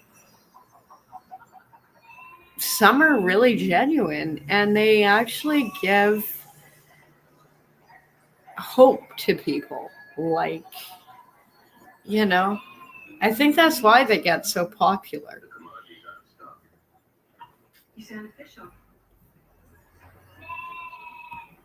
This one's cute. I'm just struggling and I need $1. I'm just the last part with the old couple, it is just. Do you have money? Yeah. Oh, why my would you help goodness. me? Because the world needs more kindness. What's your name? My name's Toby. Toby, lovely to meet you. Thank you so much. I lost my brother in a car accident, and I just know what it's like to feel sad, and I don't want anyone else to feel that way. Well, I actually want to surprise you with $500. Oh my god! Thank you so much. You see, like, it seems genuine. You want to do with it? Wait for it. Wait for it before you get too jaded. Pay for your groceries. Yeah. Yeah. I'll It's pay for all your shopping. old people. This one's smile. And the last couple will absolutely kill you. Pay for your groceries today. Yeah, Thank you her. so much. Okay, so you'll make your stuff. Just pay for it. Aw. Like, you can't fake that,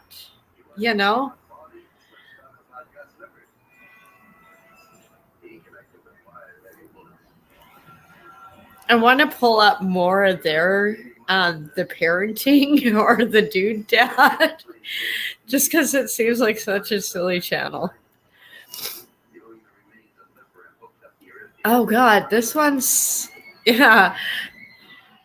Oh, it's a good thing I'm already crying after that last clip. But this is just, yeah, beautiful, eh? I see them for me. Aliens will come back, 20,000 years from now and be like, wow. What a wonderful world. Like, this is sad. Like, I see skies of blue, clouds of white, bright And even more worse about this, to go in and remove all this ink would be even more environmental damage. It would actually make it worse than it was. But people just don't. But the funniest part about this clip I found was that in ancient Rome, there was graffiti all over the pyramids. There's graffiti, modern graffiti in the pyramids, but there's also ancient graffiti over, the span of thousands of years. People just want to make their mark, I guess, or I've done a few, but I always like something just really little and what a wonderful world. Kind of looks like Dallas Road. Yeah. I think to myself, wow. What a wonderful world. Well,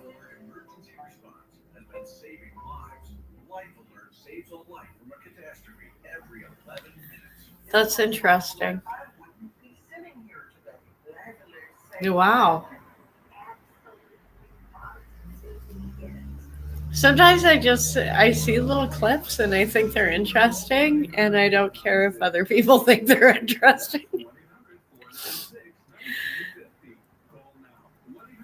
Oh God, I'm so sentimental. The first day of school Saturday, can be intimidating when you're 5, but not for Reagan Thine of Virginia, who had a police escort to kindergarten. Reagan's mom, Katie Thine, was a Newport News police officer who was killed during a traffic stop in 2020, 3 days after Reagan's second birthday. She talks about her mom all the time, and she actually termed her angel mommy shortly after she passed away. Reagan's family says they do their best to make sure that her mom's presence is always felt in her life. Oh, this display of love from other first responders shows Reagan the impact her mom had on her community. We haven't changed. We are the same people. She was, and the little fireworks that she left her daughter. Maybe one day we'll want her to know that her mom's a hero. And but we aren't that much different. We always want people really to remember her and the impact that she made. She was, yeah. I think I've seen a lot of clips like that, and I think it's so sweet that departments take the time to do that for kids, especially ones with fallen officers, like. Because, yeah, first day of kindergarten's a big one.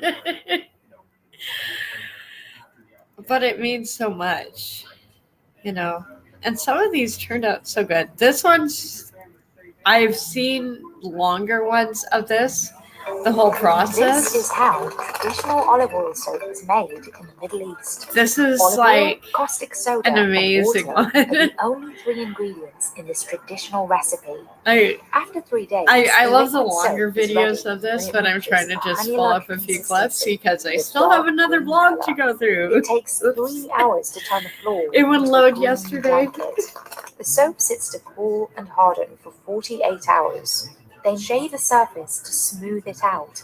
They soak this cord in dye and stretch it across the floor to mark the boundaries before cutting. Finally, they spend 2 hours stamping 30,000 soap bars. Then it is time to cut. It takes 5 people to operate the rake cutter. Workers stack the soap bars in a cylindrical tower that allows enough airflow to cool it down. They are left like this to dry for up to 6 months.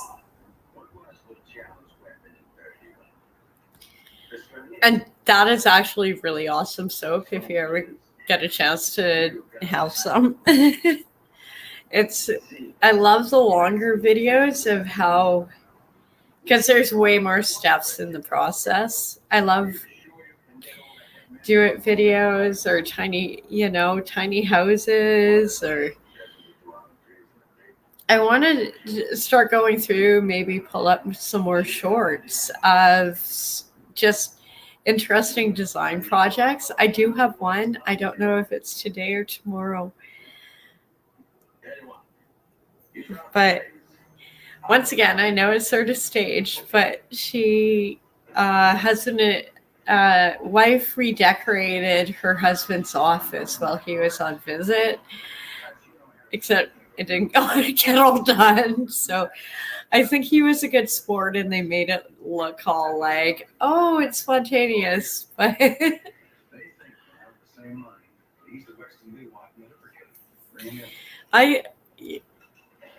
I've done stuff like that for friends and family. Like, okay, I'm going away for a bit, and then all of a sudden it's like, ta-da! It's like, oh my god, it's clean.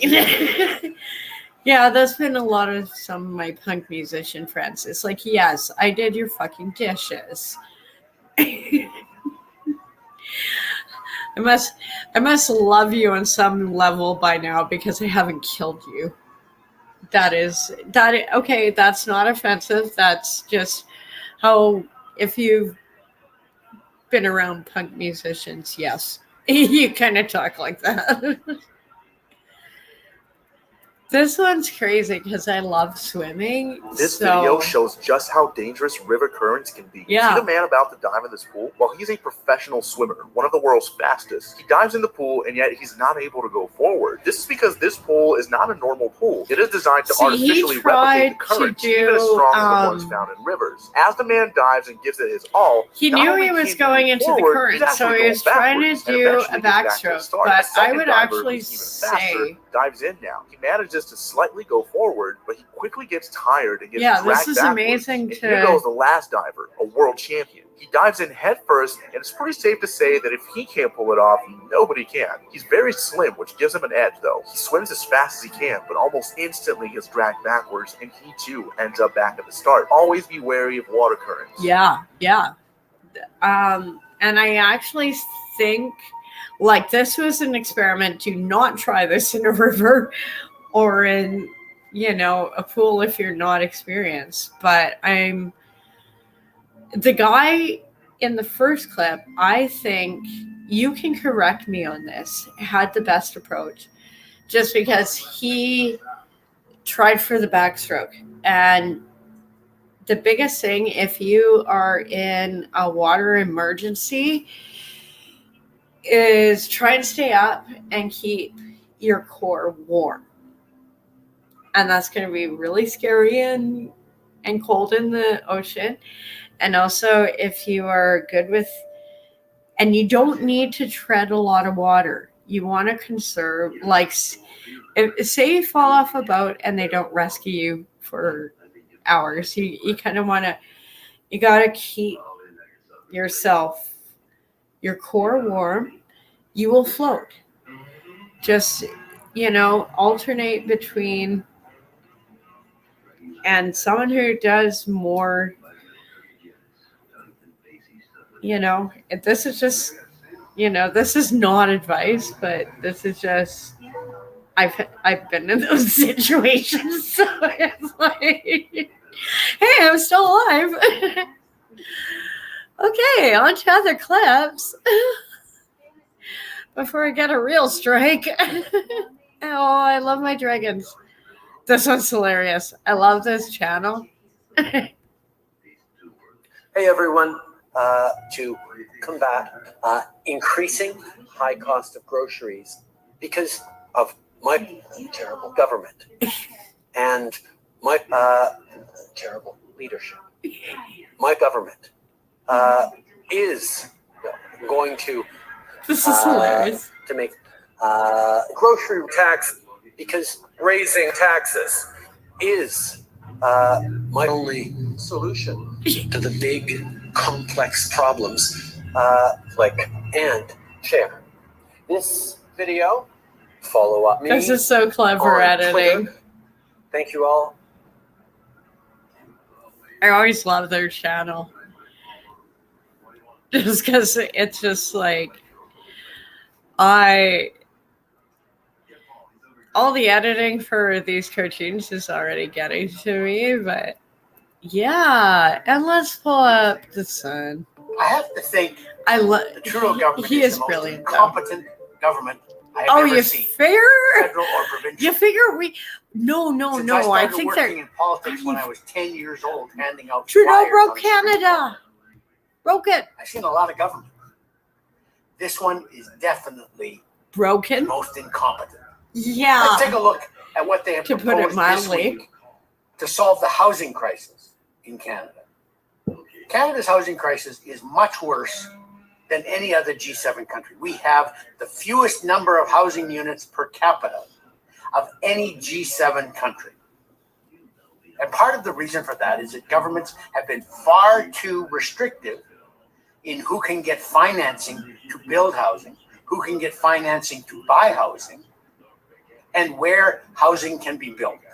So the Trudeau government this week at the Liberal caucus meeting in London, Ontario, said they're going to use their mortgage accelerator to encourage more people to build homes, to build more investors to build homes. It might lead to 100,000 new units over the next 4 or 5 years. But let's just do the simple math.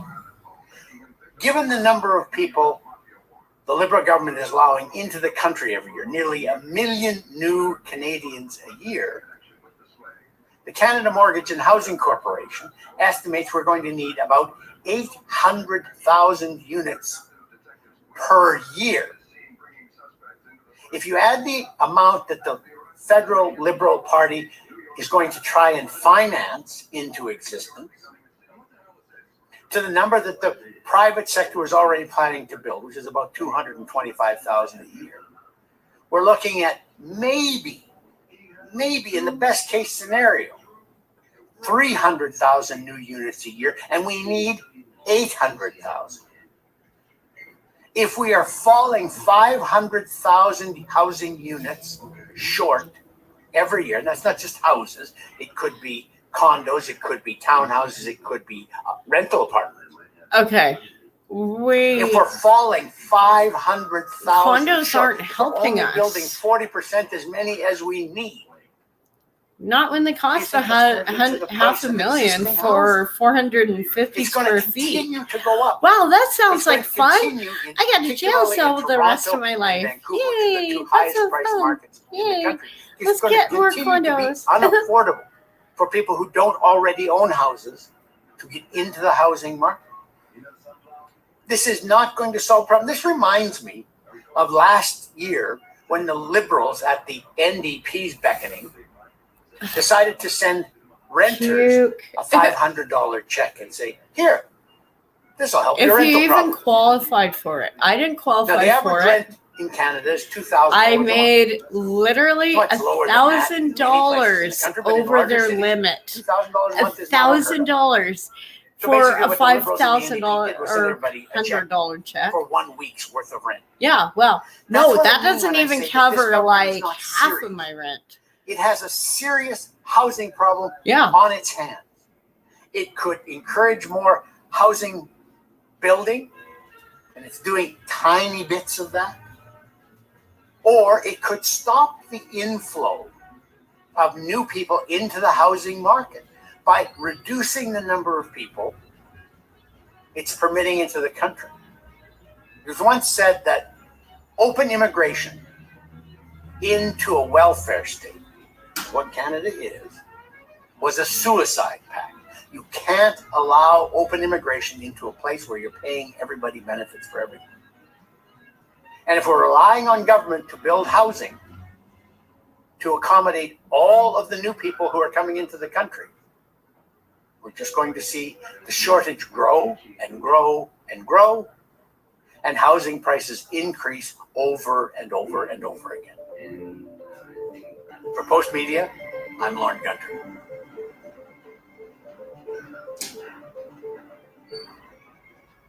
Wow, eh?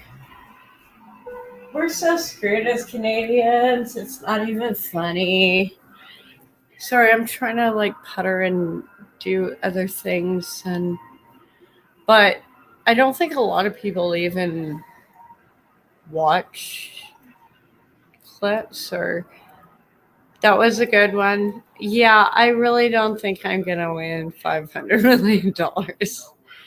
I think some of them do that as clickbait. I love this one. This is the one I used as my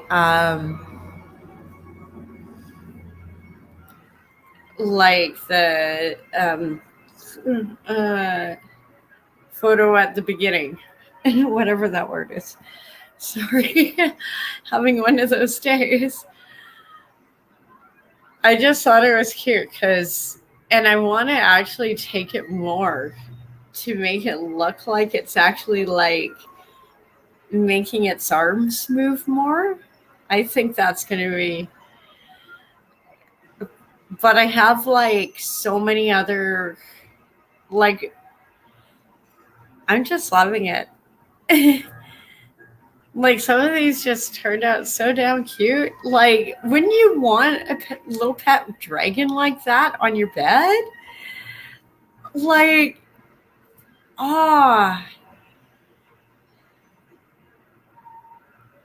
They're getting it's, and this, I didn't even show like half of the clips. There's another one that is actually a good reading as well.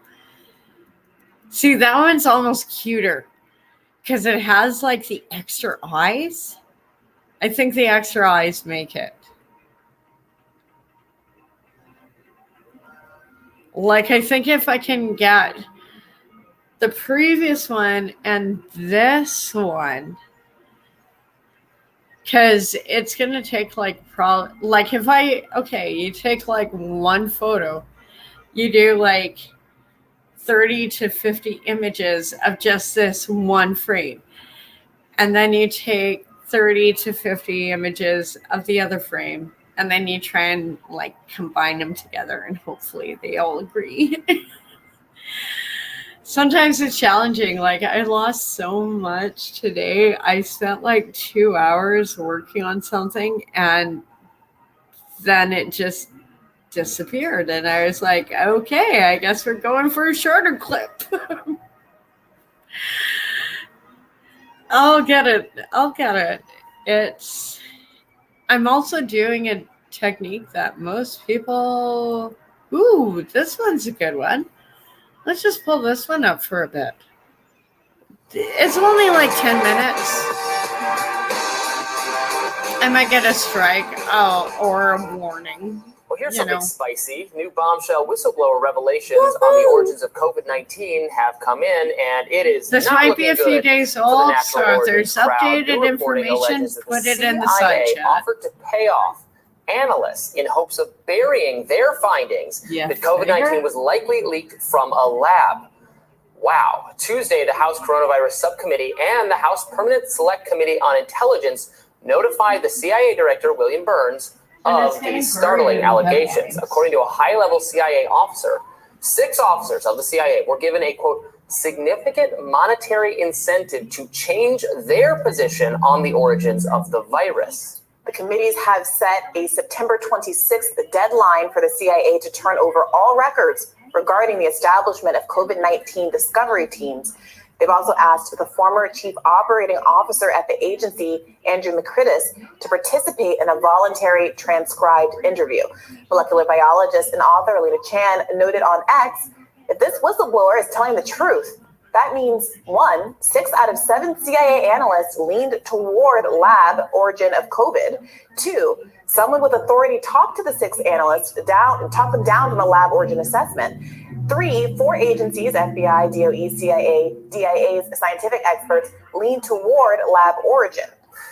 Yeah, so this is big, and we should say, of course, we were not able to independently verify the allegations. The whistleblower's identity has not been made public yet. I hope we'll be hearing more from this person, including, I hope, on the record, we learn who he is and what his connection to this is, he or she, and what they know. But the allegation essentially is that there were 7 analysts for the CIA looking at whether a lab leak or natural origin was more likely, and 6 of the 7 concluded the lab leak was more likely. And then, according to this whistleblower, those 6 were offered a financial incentive to concur, to change their mind and concur with the 7th, who said that it was more likely animal spillover, and that's why the CIA made that conclusion. Obviously, some agencies have split. Right. We famously talked about how the FBI and the Department of Energy, which runs a lot of labs and has a lot of specific knowledge of this kind of thing, have concluded that the lab leak is this is more like out likely. of a bad science fiction movie. And yet everyone's just sort of like, it just happens. No big deal. Don't worry about it. It is a sensational claim. What? It's bribing there's government worse officials stuff to change in their Canada. analysis. There's But worse stuff in Canada. I just gotta get all the email messages from clips organized the doctors, the medical they've advisors, in disappeared. conversation with Fauci when the proximal Don't origin worry. paper comes out, and how their minds changed like that. No, it's just there's a seemingly lot of because stuff with pressure. the lab in This Winnipeg. is not that far afield. That is just What is the incentive at this point, 3 years out? so It doesn't wrong. even feel like an especially And controversial I'm issue just going to anymore. leave it at that. The idea, If you're in and I don't know when Canada, the bribes were supposed to you take know what I'm place. talking Maybe about. It wasn't an earlier period of time, but the question remains: why does the it seem Winnipeg to be the case that one? there was so much investment? And now in we have lab cricket leak origin farms and not Moderna, being and it's validated great. by our government Who's getting as the rich likely from origin of the this? COVID It's not virus us. and the It's COVID not the pandemic. And I do taxpayers. keep coming We're back to this giving all question these of liability. corporations That seems to me the only reason why it benefits matters is for if the supposedly U.S. government helping or some us other affiliated party kill is on the cows hook and for eat the crickets. billions or maybe I even think trillions this of dollars is it brilliant. costs when you factor Hail in Trudeau. the incalculable value of human lives lost, Like, not to what mention is going all on of the these economic days? damage that was done by this pandemic. And if that's the case, oh my gosh, we are going to have a whole community of Americans feeling like they can't trust their government, they can't trust what we're being told, misinformation running amok. So they'll all feel over the like place, Canadians. all because Wow. there is a limited quantity of people who have Welcome to financial the club. exposure. And also, are we saying that accountability doesn't matter at all if there are parties that should have known that the safety requirements of the lab weren't You up have to the snuff, 2A. or they should have been funded You research obviously in the didn't first place? What does that never mean trusted the government for since assessment your of risk and mitigating danger constitution going was forward? formed. If Like, we're never going to have an accountability moment here because they will never even admit that the we virus keep even came from the changing lab in the ours like first place. underwear. That's my concern. Yeah, it seems like it's some version of you can't handle the truth of exactly what you're saying, that there would be, that it reflects very poorly on Well, they certain can't handle the branches truth. of They can't handle the right. truth because they might have to pay up. Well, for the you can't handle it, right? You can't handle consequences. it by handle it. I mean, you're going to demand accountability if you learned. You're going to lose your mind at how badly we, the government, or aspects of the government, screwed up. It was a real light bulb moment for me when we interviewed that author who'd written a book about previous lab leaks over history, explaining that when there were Soviet lab leaks, instead of that got people killed, instead of using that, at the height of the Cold War, instead of using that moment to kind of stick it to the Soviet Union, Western scientists pretended that nothing had emerged from the lab because they thought it would look bad for them. That people would start looking, well, what are you doing with your? There was more like professional solidarity than there was geopolitical concern, and that worries me that something along those lines is going on here. Yeah, and I'm not even one of those people that says, well, you made a mistake, so we have to shut down this whole line of scientific inquiry. If it can be demonstrated that stuff can be done safely because you're in a lab in Antarctica or whatever safety precautions need to exist. The moon sounds like the right place. Like, I'm open to research. it. But if they're going to be this hostile to even having the conversation and have this kind of professional gatekeeping instead of actually working to reform their practices, then I am going to be increasingly inclined to say, fine, then shut it all down. Yeah. Well, meanwhile, Senator Rand Paul zeroed in on the Democrats' persistent refusal to get to the bottom of where COVID came from. Here he is on the Senate floor.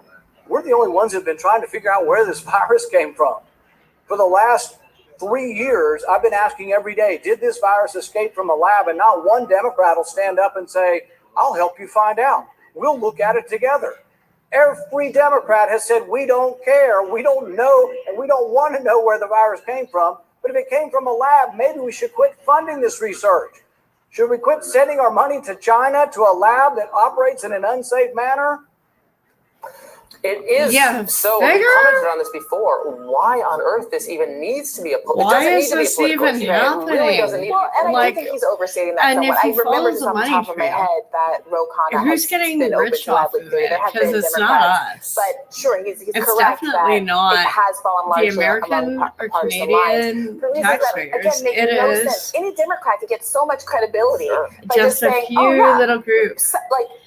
The CIA, And the DOE, there are I don't government know, it seems officials like who a are saying lot this of is a them valid like to theory. go to a Of course, certain I can island. trust some wings of our government, at least And it express was openness fine. to likely Frankly, the mainstream media has been worse than the Democrats, Oh, or yeah. the like Democratic elected officials. I've heard more nonsense on this subject from cable news hosts, mainstream writers from mainstream publications, honestly, than I have from Democratic politicians. Let's be perfectly fair. Let's point out like who the guilty parties are. It's all this the Washington Post screaming that this is a racist conspiracy theory. It's It's this no, getting it's a dismissed by homophobic Joy Reid conspiracy. and co. I'm night calling after fake night, news on even this. when more evidence Oh yeah, came out. no, that they're that against it's much against more likely than climate was change on previously this allowed one. to be. It's the browbeating of social media companies for Yep, allowing any these discussion of homophobic this. It's that kind of assholes thing. are against Frankly, climate it's change. more so the media.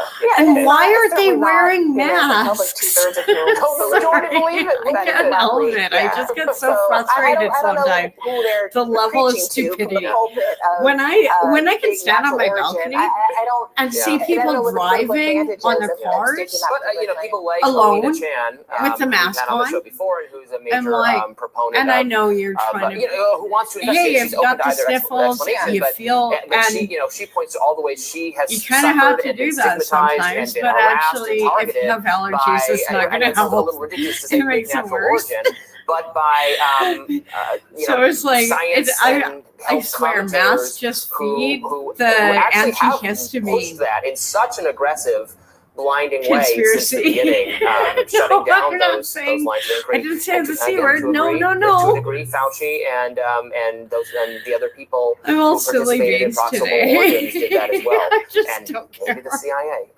This is fascinating. We will absolutely try to have more reporting on this and try to confirm some of those claims, and look forward to eventually knowing, I hope, who this whistleblower is. I know a lot of people want to I remain don't know. secret to protect their job. Some or of protect these other clips things, might but be old, this is so so important I and don't so even know what I'm significant, pulling and up. it They could probably will already only be make a resolved. splash Oh if the no, person comes forward, or if they have some very ironclad documents to provide. At the very least, we would like to see documents.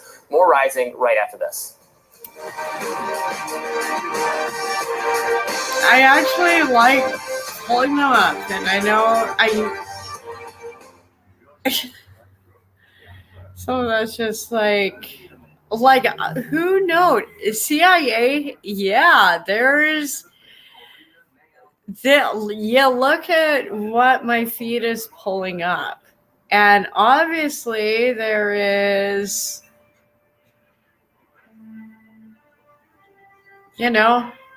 The rest of the world, it almost seems to be pointing out something that the CBC isn't really announcing. Who knows? I know they're busy. Oh my God. Jan Arden has, something important to say. This one's a little long. I might pull that one up after, but it's hilarious. Basically, and you can go on my blog, bluecryptameria.gold. I'll put up the link. But this one's a little long for what I want to do today, because we're already at the 2-hour mark. But this one, he's hilarious, and also this is why there is a huge difference between Gen X and millennials. Millennials got bubble wrapped. We got to play with razor blades and anything sharp, and ran with scissors and just sort of booster seats in cars. Okay, if you're from BC, you will understand this one. In BC, legally you need your kid in a car seat if they're under a certain size. And all of a sudden it's like girls who are in high school are still being forced into car seats. And these are oftentimes gymnastics or soccer players who are like, could kick your ass 6 ways to Sunday. It's like, but this is how dumb our government is. And meanwhile, growing up, me and my sister were like the fancy kids in town because we had car seats and no one else had car seats. You just sort of like, half the time, cars didn't even have seatbelts. Seatbelts weren't even mandatory in cars then. Like, I think that law got passed when I was like 4 years old. Like, yeah, you actually need car seats. Like, or not car seats, actually seatbelts. Until then, there was sort of a gray period where they were optional. So, and even like here in rural communities, it's like, well, the cops ain't here.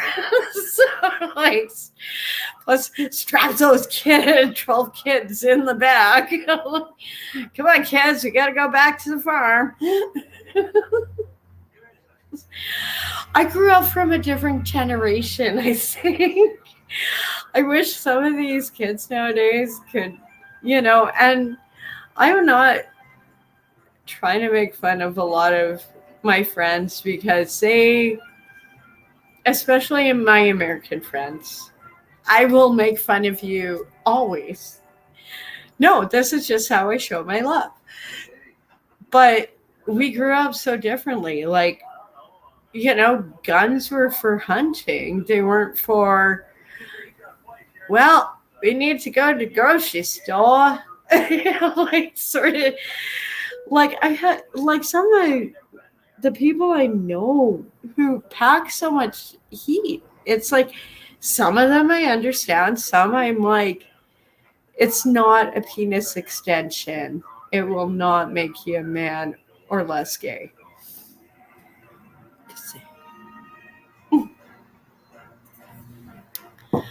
Oh God, and I had a pen explode. I'm still gonna try and save it. I have other pens, but I really, really, really love this one. And if it spit on me, it's probably my fault because I was trying to like make it work like a watercolor, even though it's a permanent marker. And you really shouldn't do that with your art supplies, but yeah. And these kids today, I have no idea how this next generation is going to come out, especially when you have people like her, like your mother, who's canceling. Saskatoon Grasswood. Okay. Thank you, Mr. Speaker. After 8 years of this, I don't think her kids asked her to cancel her Disney Plus, and I think this is just. If they did, there were no vegan cats. Like, what kind of fucking Nazi brainwashing is this woman doing? Sorry for her voice. Nobody, like, taking luxurious foreign vacations. Here's a novel idea, Mr. Speaker. Would this Prime Minister consider staying home to actually help Canadians?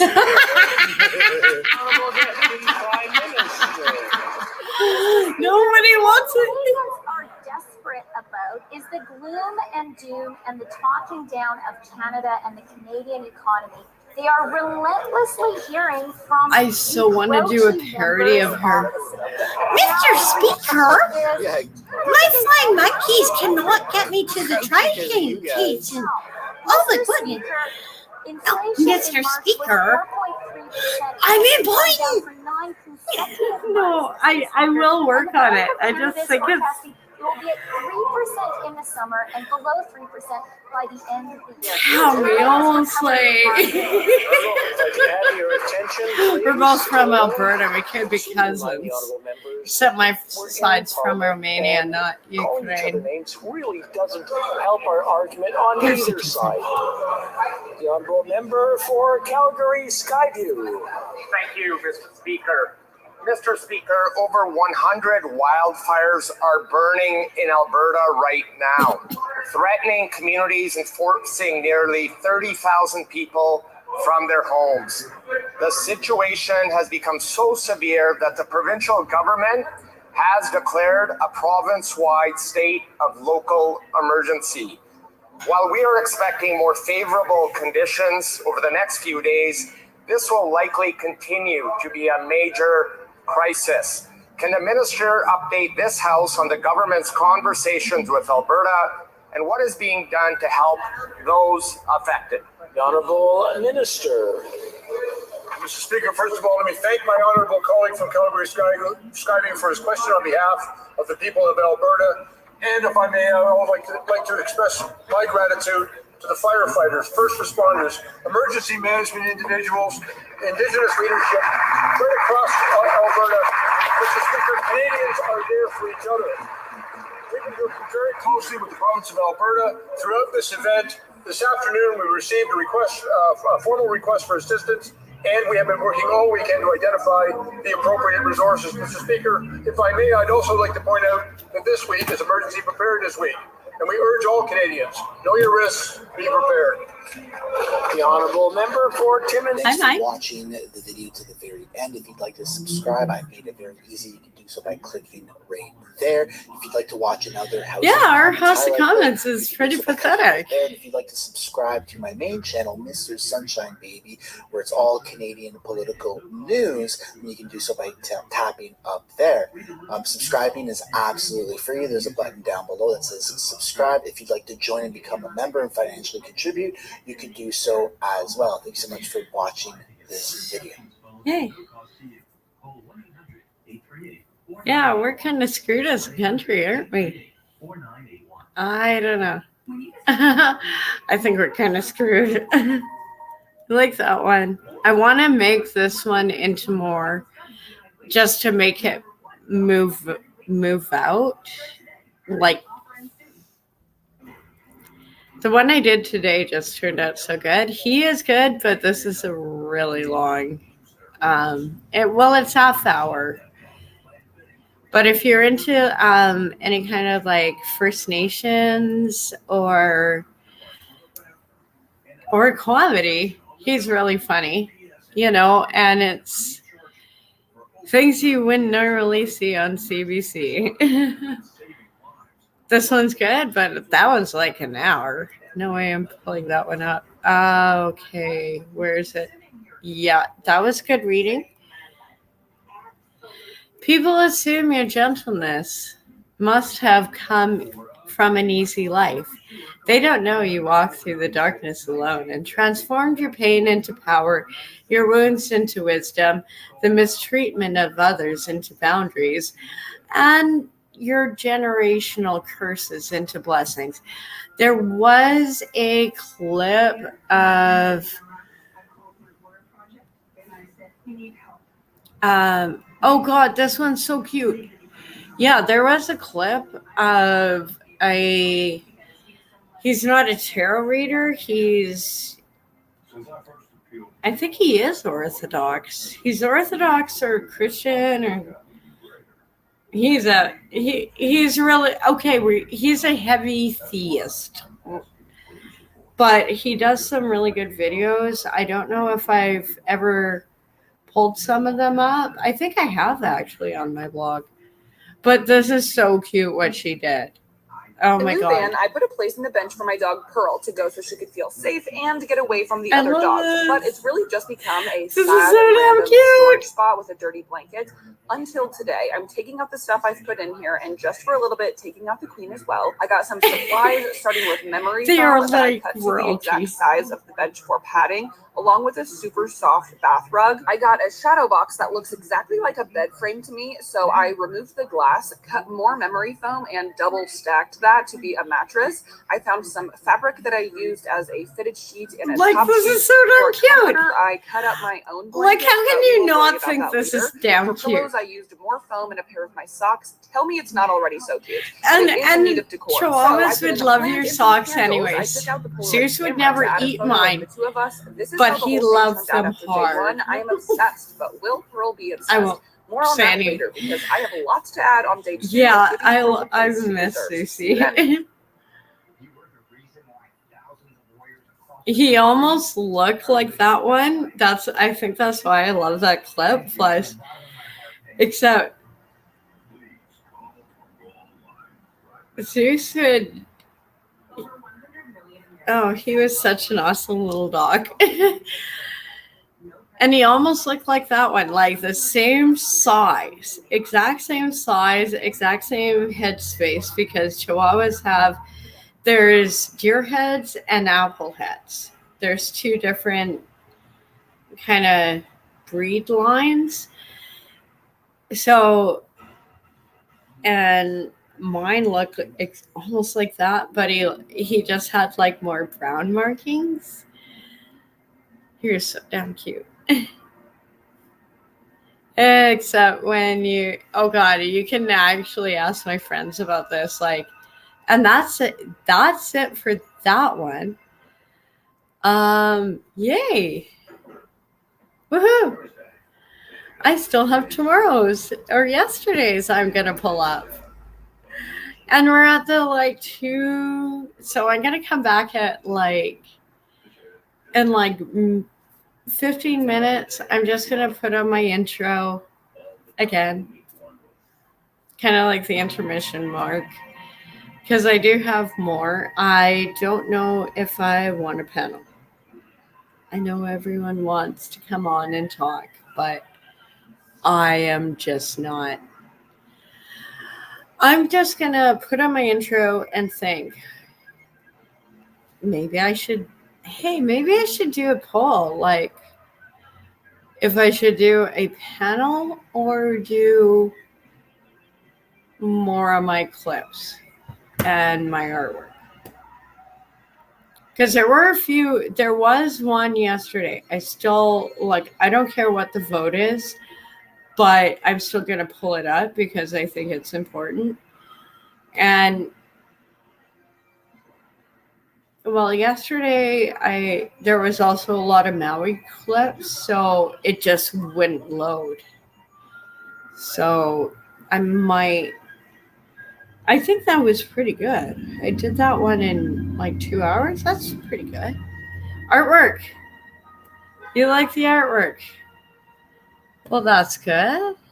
We're just going to stop this for now. Where is it?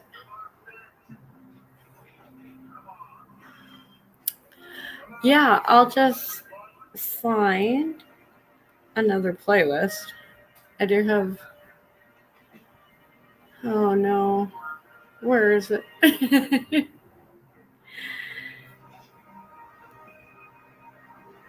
Sorry, just my head keeps going into I just want to do...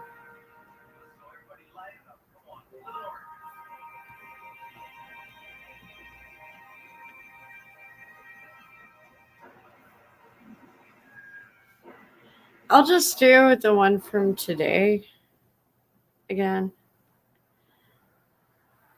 I'm going to have to make a new one. I think by the time if I start going through, like you said, Tom, if I start going through some of what I've created in the past, I can actually fit them together. I'm excited. I think...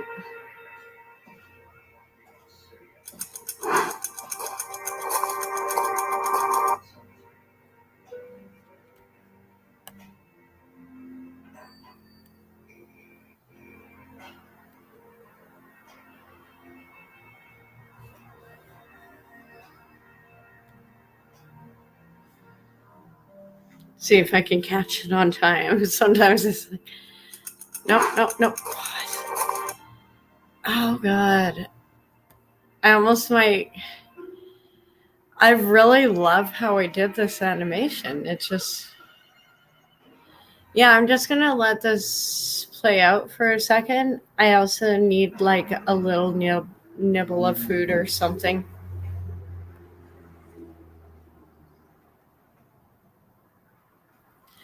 Yeah, I know. Like, but doing this helps me because otherwise, like, you don't see it. And I think, like, the cactus one, some of them, I could integrate those two videos. And also, I need to, like, brush out some of the other videos because I really like the hummingbird one, but I think. And the whole like little like fairies and alien one, yeah, I think because that was like one of my first ones and I wasn't really sure what I was doing. I'm still learning. I don't care if I'm gonna admit weakness that way, but I didn't realize I could speed it up. And also, just if you're gonna make actual, like, doing like the little black and white drops from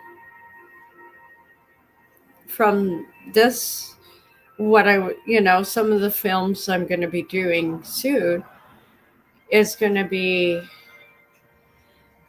less, it's going to be more delicate, but doing like the figurines is more repetitive because you're doing like just one shot, alter it, one shot, alter it. Like, I'm trying to make them actually come alive. And some of it I'm actually, like today's, the fuzzy dragons, which is why I wear my fuzzy house coat and it's cold. It was, I finally nailed it, or I'm nailing it, and it's like when you get a little bit of a mathematical formula, or you figured out how to fix your tire, or any kind of little victory. Okay, I'm just gonna play these.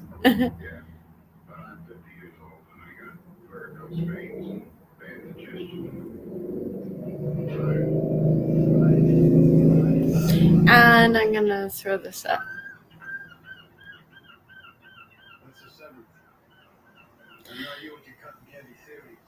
Yeah, so sometimes it's like I keep saying with AI art, it is like training a cow. It's not training a horse. A horse will listen and do what you want. A cow will do what it wants. Shit on you in the process. Sorry, if you've been on Homestead, you get the joke. It's all new technology, and it keeps coming so far. And the more we actually, hi.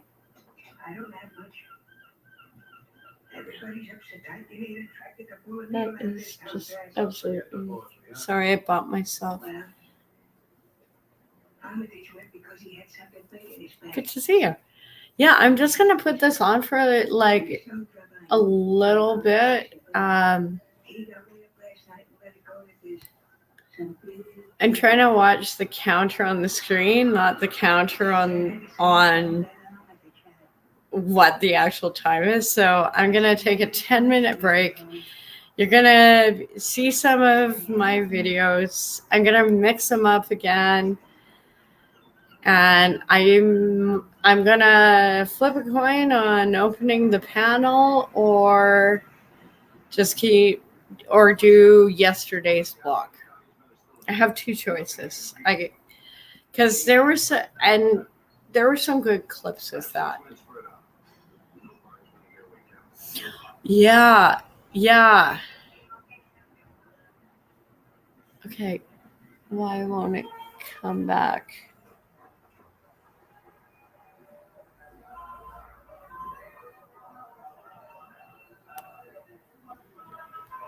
I hate shorts this way.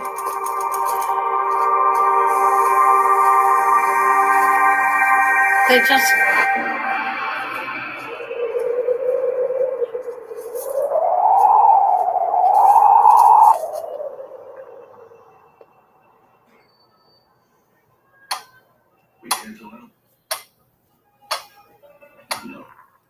So hopefully this just plays and I can take a minute. I'll be back. And if I don't know about panel, maybe we'll do a panel.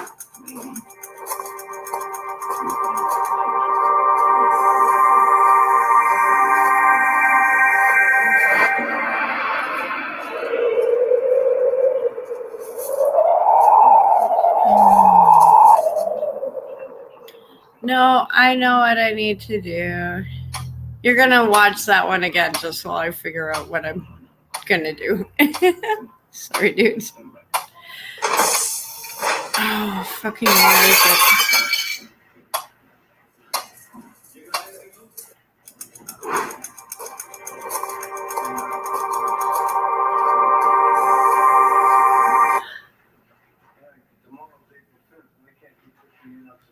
There we go. Now I'm cooking with gas. Maybe.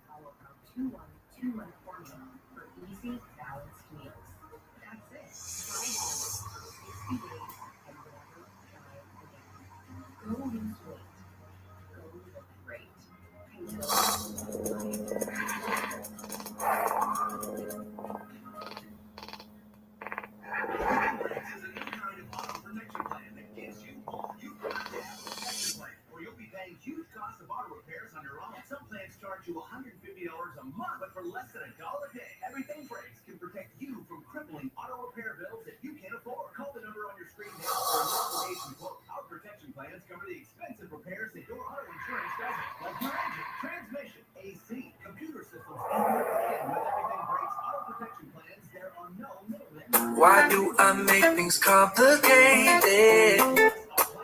Why do I lose all my control? I keep on letting my bad habits make us both come crashing to the floor.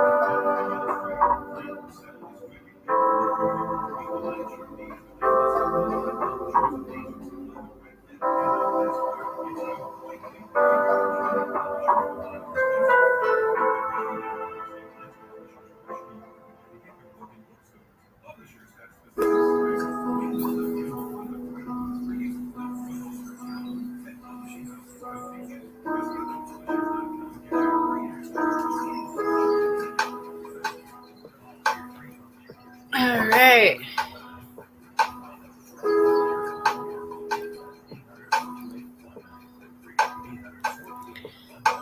Yeah.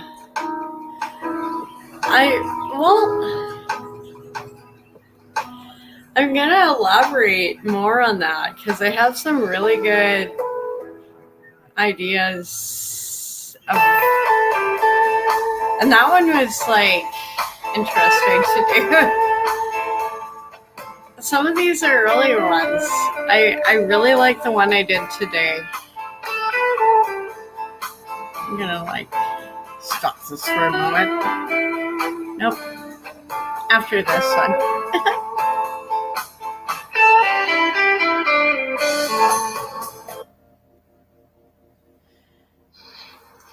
Okay, and that was just silly. I love stop motion.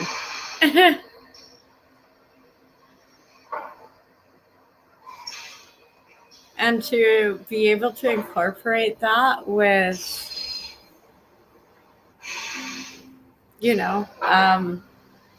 AI art is amazing. Because, like, I just keep thinking, like, I could take this and animate it.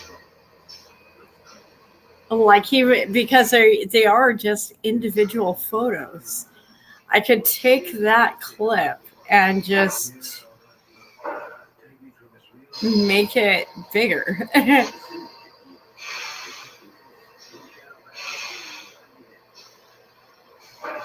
I had a cool work. Goddamn pid. Yeah.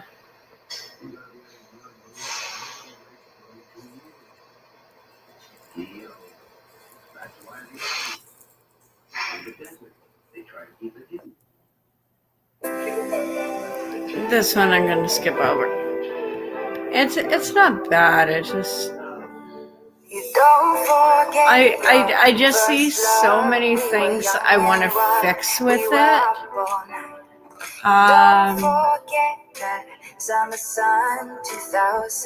I'm missing a bunch.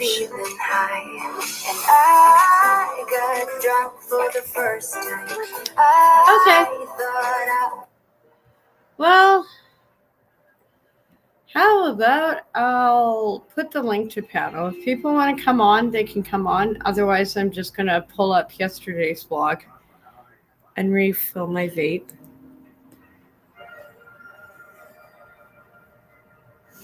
I want to get some.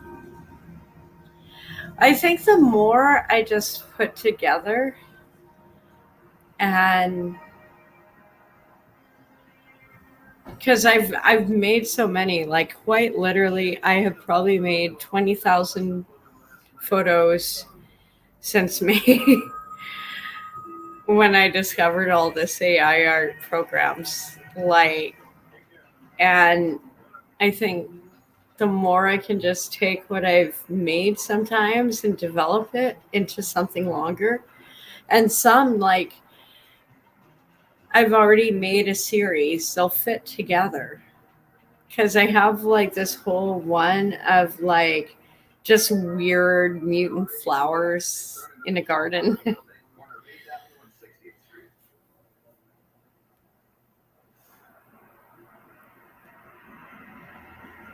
Yeah.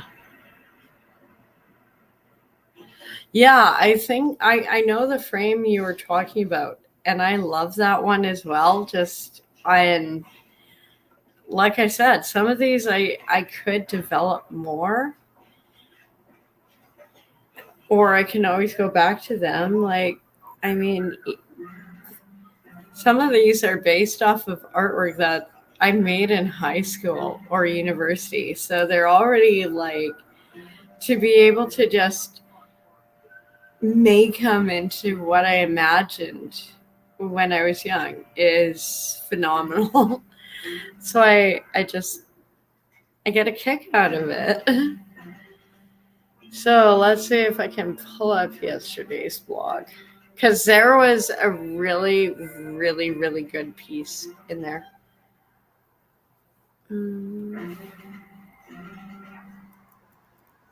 Yeah, it keeps wanting to go on to yesterday's. I think there was something in today's blog that just set it off.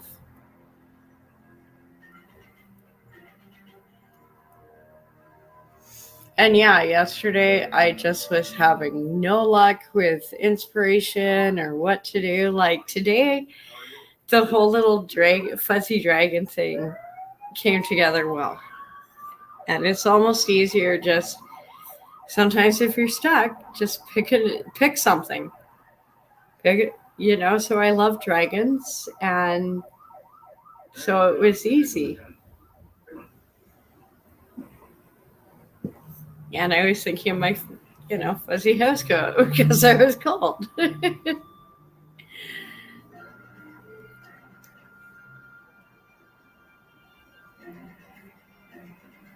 Because there is a few clips, like this would not load for the life of me yesterday, and fingers crossed for today. It seems to come up more than, yeah, there we go.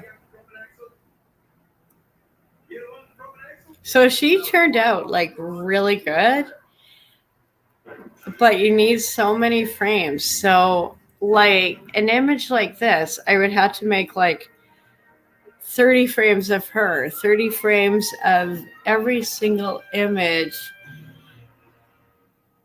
I made to kind of make it look like they were actually walking down the hallway. But I'll get there. I totally think I'll get there. Like, I'm getting so close. Like, every day I start seeing a little bit more. But this clip is... This is something... Here's a whole video, guys. Include a duration under 2.13b. There's been an allegation that this rule is some sort of backdoor effort to enact A416, a failed assembly bill. It is. It's well settled that the failure of one bill in one house hardly is going to be indicative of efforts of the legislature to reach a compromise on this issue, and then an agency has sort of swooped in and pulled the rug out from under them. Thank God. Nevertheless, you can find the text of this rule on pages 116 through 119 of the record. If you read through that, you will see this bill is a commitment bill. Yeah, committing us to quarantine camps. That a critical mass of legislators opposed the proposition for committing people under the circumstances set forth in that bill. It sheds no light on what they would think about 2.13, which doesn't. What do we think? For commitment. We will not comply. That's what we think. One last question for me, anyways, is specifically which section or sections of the public health law does the state rely upon to authorize this particular regulation? We rely on PHL 2100, which provides that health officers can control persons who are infected or exposed. Anything else? Yeah, and kick in your door and throw you in quarantine camps. America unite. 2100, and it is PHL 225.5J, which provides that the sanitary code shall include. How would you feel if they burst in your door and threw you in a quarantine camp? Regulation governing what's going to be in the sanitary code. How would you feel? There was an argument raised that we were invoking 5A, which is a generalized power over all matters related to public health. That certainly supports this rule, but 5J is more specific. It says the sanitary code shall include measures regarding the contact and communication with infected premises that is reasonably read, certainly in conjunction with 2100, to relate to who can enter and leave those premises. Yeah, anybody can come in your home. 5A permits the This is why America needs to unite now. Now. But you're not relying on 5A is what you just indicated because you find that 5J is more specific. Oh, a loophole. Yeah, make it even easier to pass. 5A supports it, but we wouldn't put all our eggs into the 5A basket when we have more specific rules. Spoken like a true fascist. Yeah. Yes, Your Honor. Yeah, there are some pieces that this violates due process. I want to elaborate more on. The rules themselves resolve both of those issues because they show that isolation and quarantine. You guys better be paying attention. Solely to public health considerations. The very definitions. Oh, that was interesting, right? Okay. Sorry, I'm trying to multitask once again. Oh dear. Shatter malfunction. Okay. I think we got her, Captain. Oh god, I need to clean this vape so bad.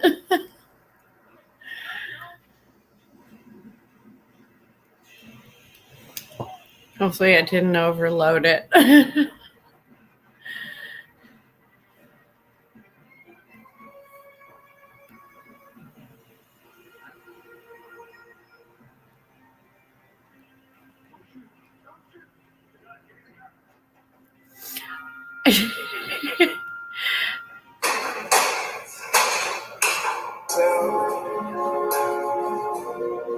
Dispatch, go and show no patient found.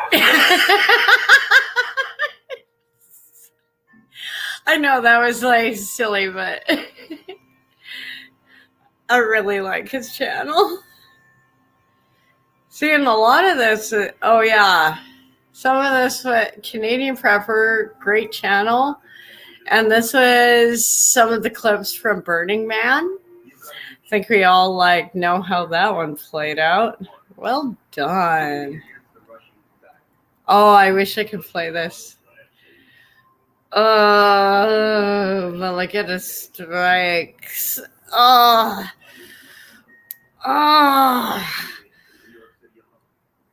it's so damn tempting. It's so damn tempting. No, I think I need to play it. If I just play it really, really slowly, maybe I won't get a strike. Oh god, how can you not like them? I'm sorry, I really like them. Oh god, this is gonna get me a strike.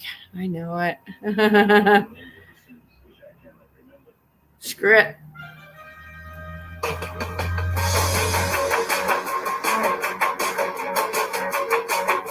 Because you're talking about stop motion. This is like. He goes to work on his computer. He thinks about his gun at home. One day he's gonna be a shooter. He's gonna bring his gun to work. He thinks about the ones who wronged him. And the punishments they'll face. Wow, this is. Things they would play out much different. Back in the time when we were raped.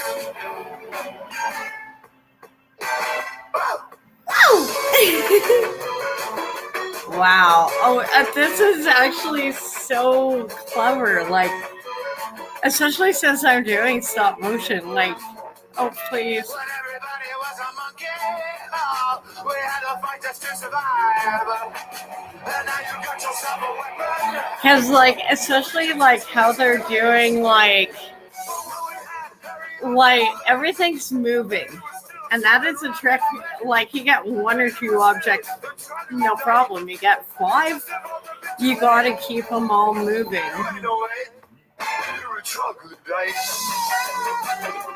Hopefully, okay, the strike. I'm fascinated with how they made this video. This is brilliant. I don't know if it's actual animation or a combination. It actually looks like they did it with clay and AI. But they could have done it I don't know, when I do my little like army man one. He says he don't believe in science. He thinks that all the news is fake. And late at night he sits on It's his still playing on YouTube. I might not be getting a strike. This is, I love their music. They're so good. And this is, yeah. Yeah.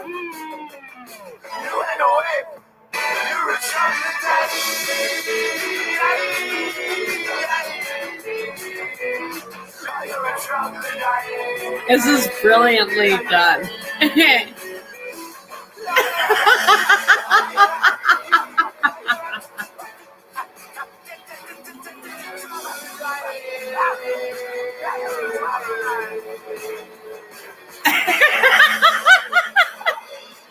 This is hilarious.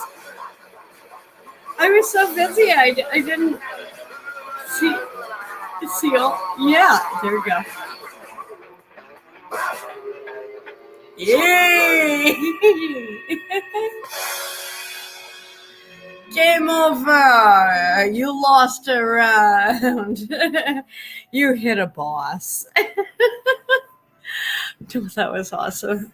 Okay, so far, knock on wood, no copyright strike on that one. And she is gorgeous. That was awesome. Oh yeah, this is sort of what it feels like. Yeah. Trudeau calls this the Accelerator Fund. It took him a year and a half just to take the paperwork from the cities. Does that sound like acceleration to you? Invite people. A year and a half of paperwork. Yeah. And not a single house I'll built get around to that. since it was There we announced go. in the spring of 2022.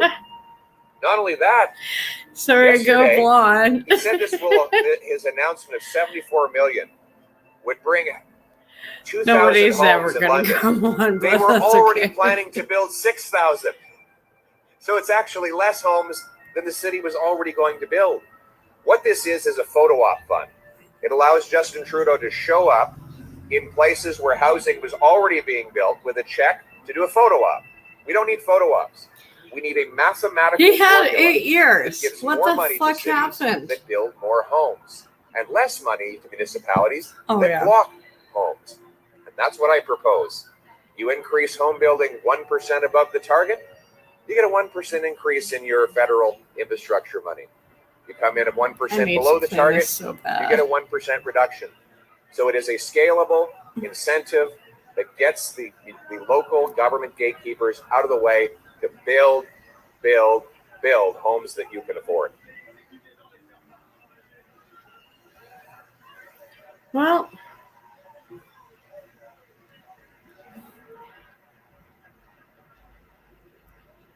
and she's hot. Okay, that's True North. I can play that one. It's I'm here at the Conservative Party of Canada's National why is that so Convention low? in Quebec City, where 2 anti-gender ideology resolutions were passed by the delegates. Now, these no doubt tap into the culture wars, which Pierre Poilievre has so far stayed clear of, with the exception of his speech on parental rights. And while supporting parental rights shouldn't be controversial, it unfortunately is in woke 2023. I mean, activists pushing notions that parents I think don't know parents best should for be their kids. parents. Over the last 3 days, I've had the opportunity to I don't speak know. to I many don't delegates have at this kids, convention, but and I asked them if they I did think have that the kids, Conservative Party of like, Canada hands should off. have anti-gender ideology policies in its next platform. Here's what they told me. There are some resolutions that may be debated this weekend on gender ideology, touching on stopping the transing of the children, as well as to protect women's spaces and sports from biological males. Do you think the Conservative Party should adopt these in its next platform? I think the party should listen to the membership and form a consensus that is able to appeal to the widest range of Canadians, sticking to true conservative values and not angering or alienating Here's a whole bunch of anybody, word salad while there, also folks. pushing Wow. for family values that we can all get behind. So Yeah, one thing yeah. that Claudia has kind of steered away from are kind of We more all culture want this, war but issues. Is this convention there will be a it's motion to ban this is gender an older transitions clip. for children, and there'll be a motion to protect women's spaces Yeah, in if you want sports to come from up, biological absolutely. males. Do you think Link is these there. measures should be passed and put into the next part of this platform?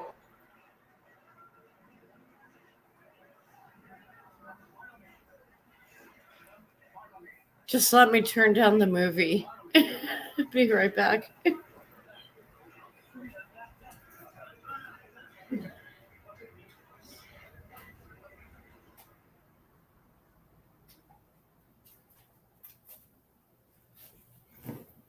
There we go. Yeah, if people want to come up, that's why I posted it. Do you want me to post it on YouTube? I'll post it on YouTube. Will that work?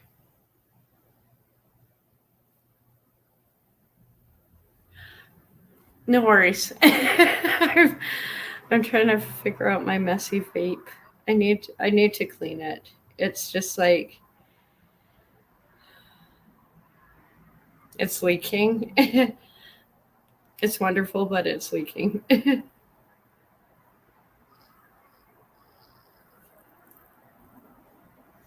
No worries. Gives me a second.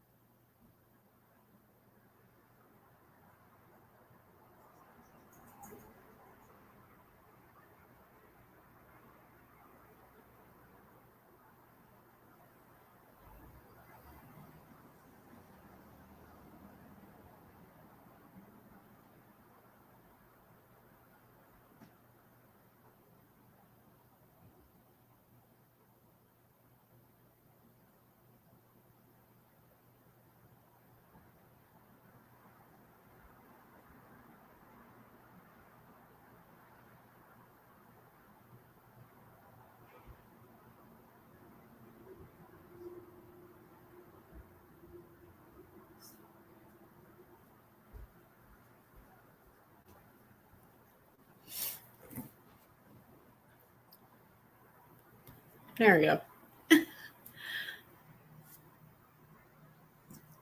Oh yeah, I forgot to put that on YouTube.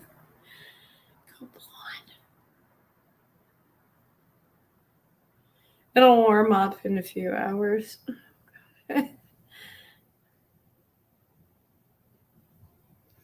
Yeah, it would really be awful. Yeah, that's, I don't know. Sometimes you see things online, if they look too good to be true, it might be. There we go, now it's pinned.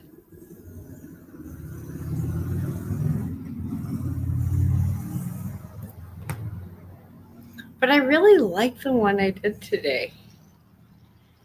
Like the fuzzy dragons.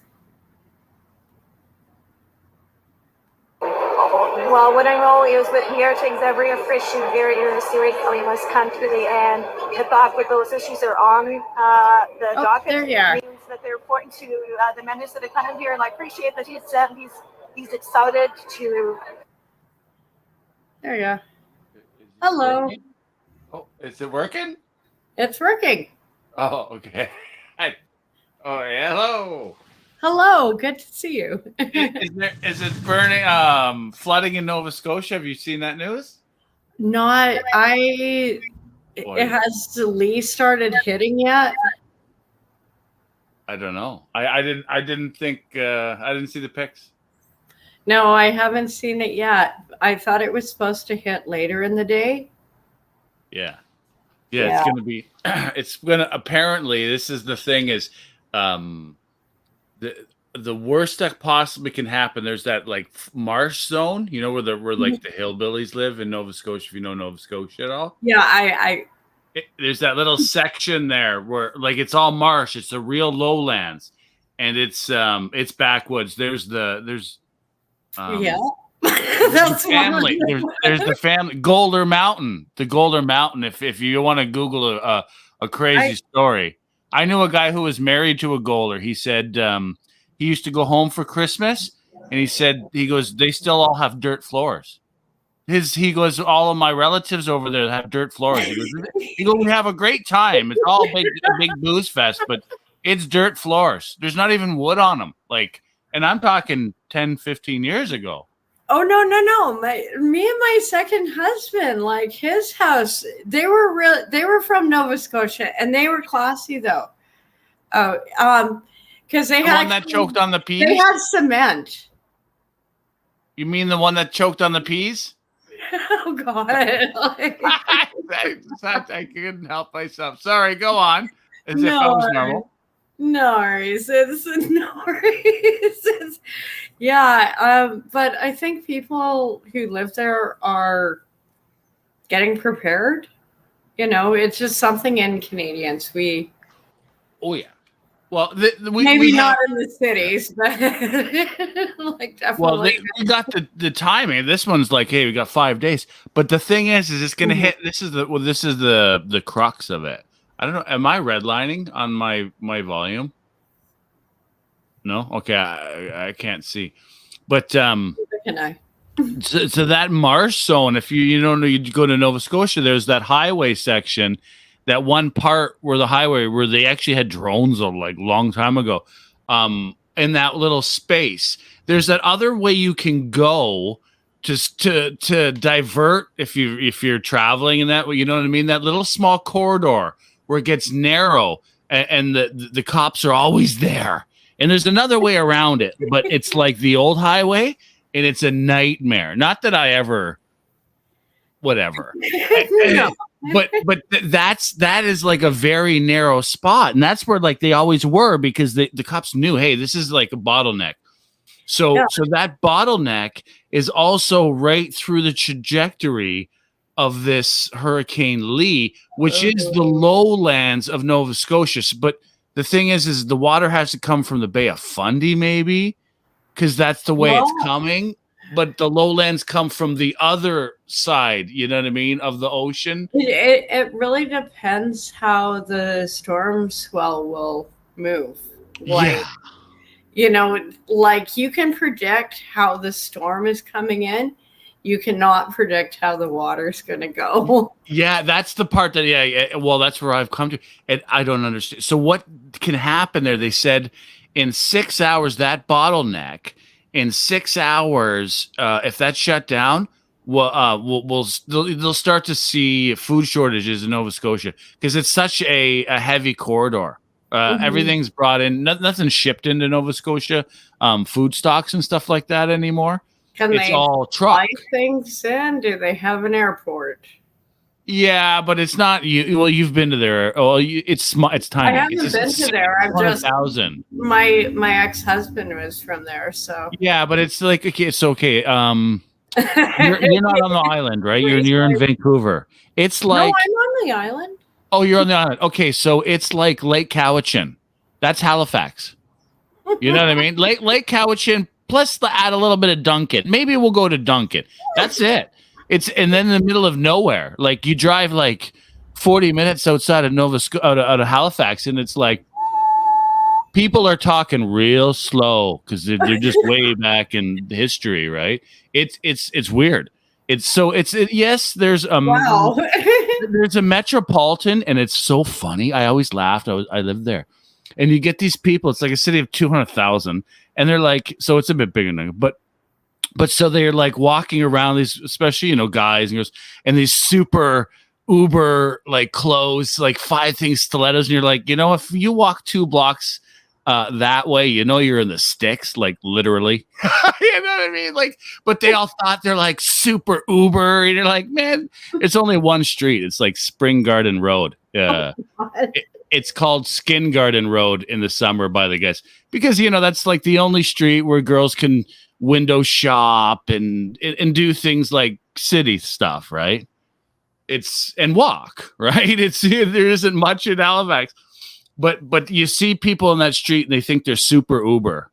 And you know, you live to Calgary, it's the opposite. You see the super Uber people who dress like a cowboy for a week, right? On Stampede Week. It's just so funny, you know. And they tell you how to lasso something. You're like, oh God.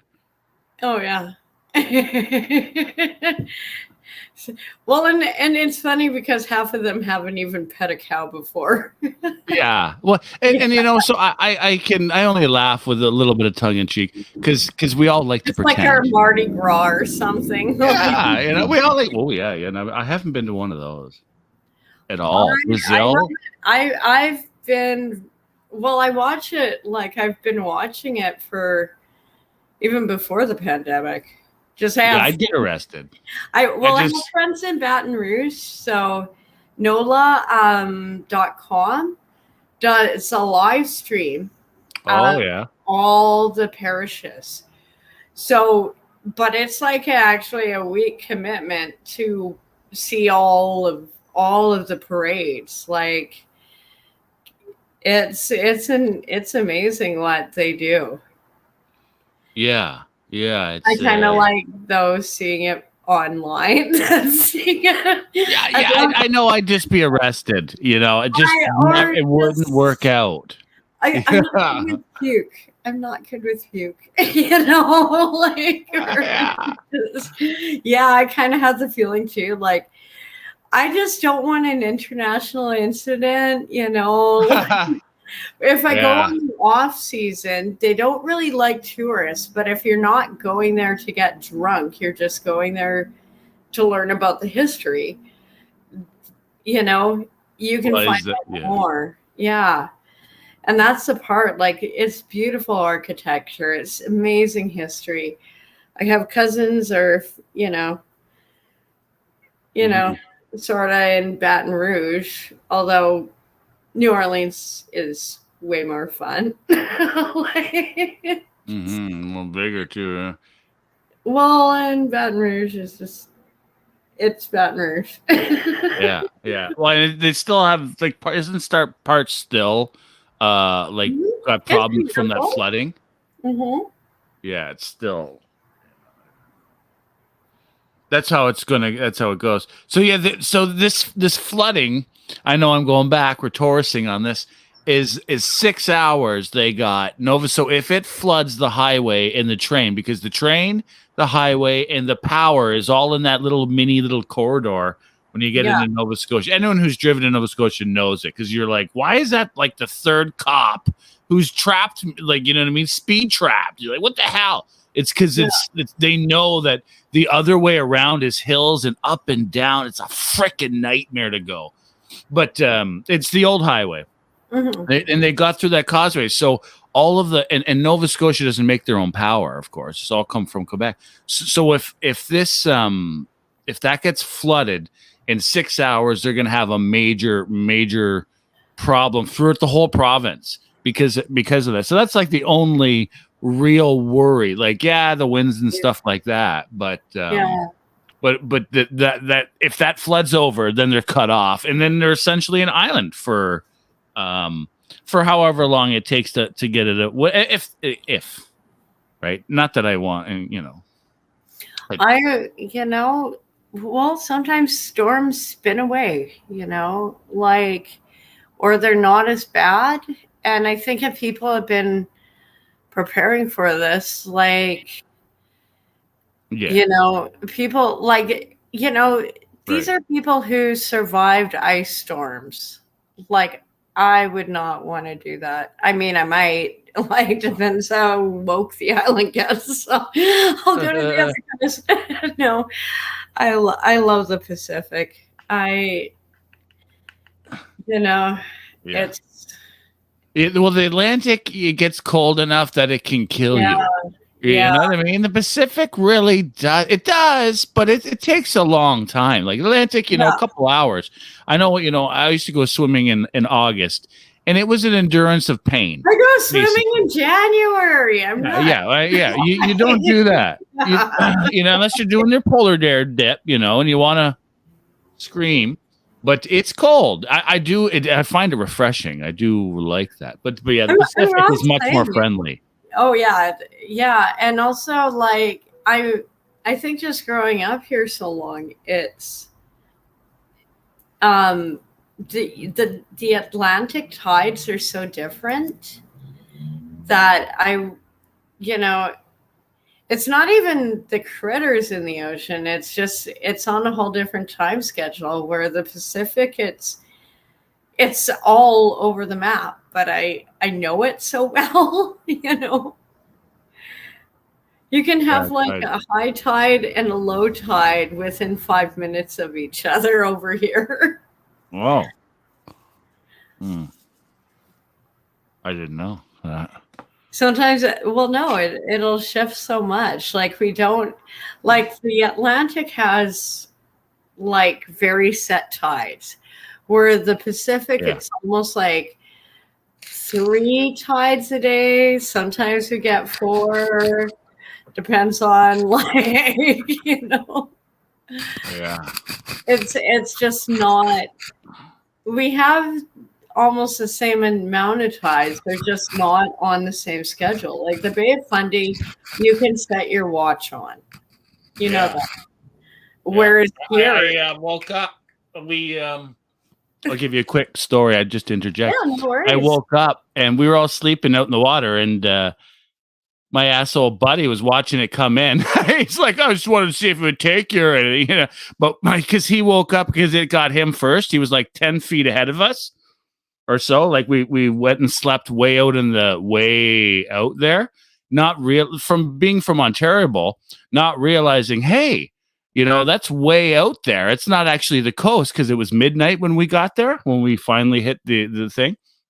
So yeah, it comes in the Bay of Fundy at like 6 inches at a time, right?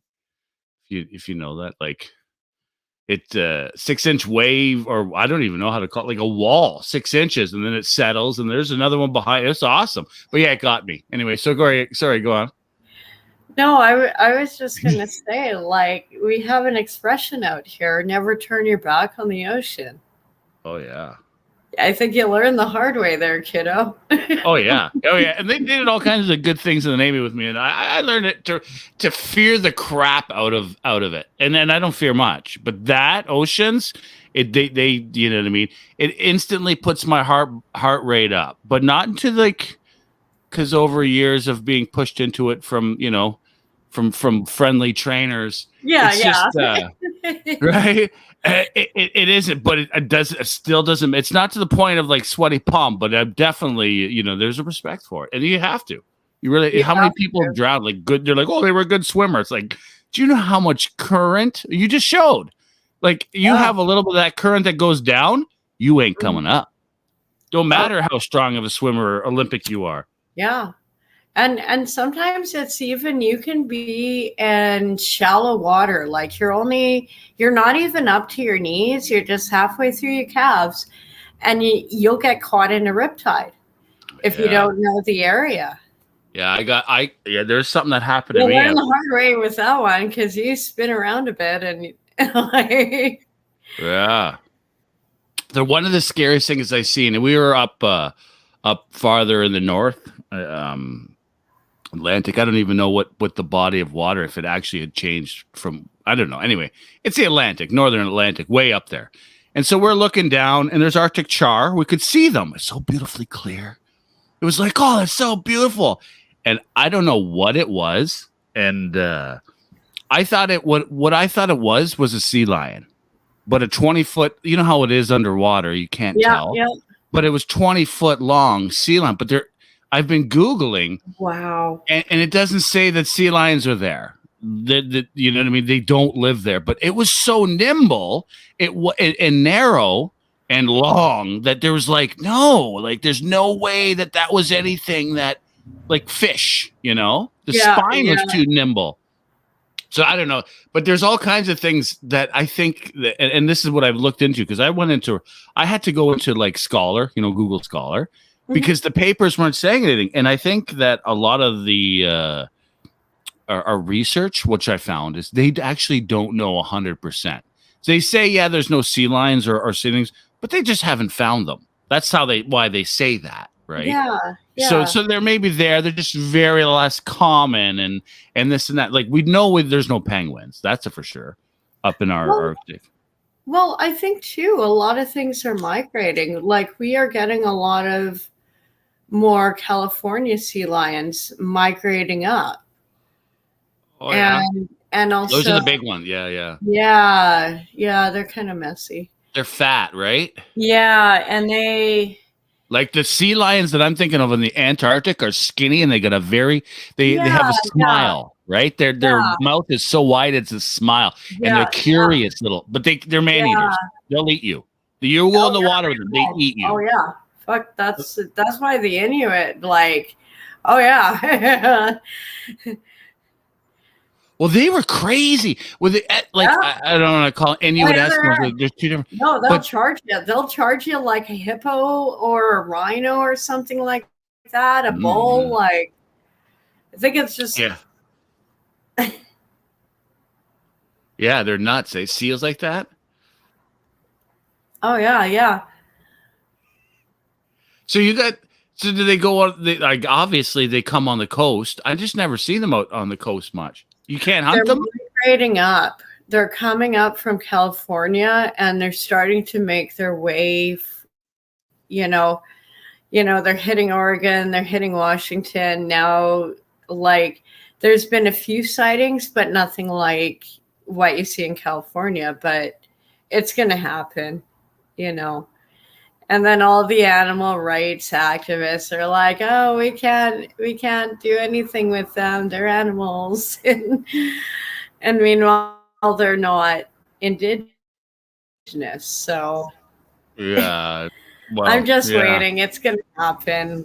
Like I can already, I've been tracking this one for, since high school, just because, with obviously ocean or and it's not even that. It's just we have different fisheries rules from the states. So animals are naturally going to migrate to where there's food.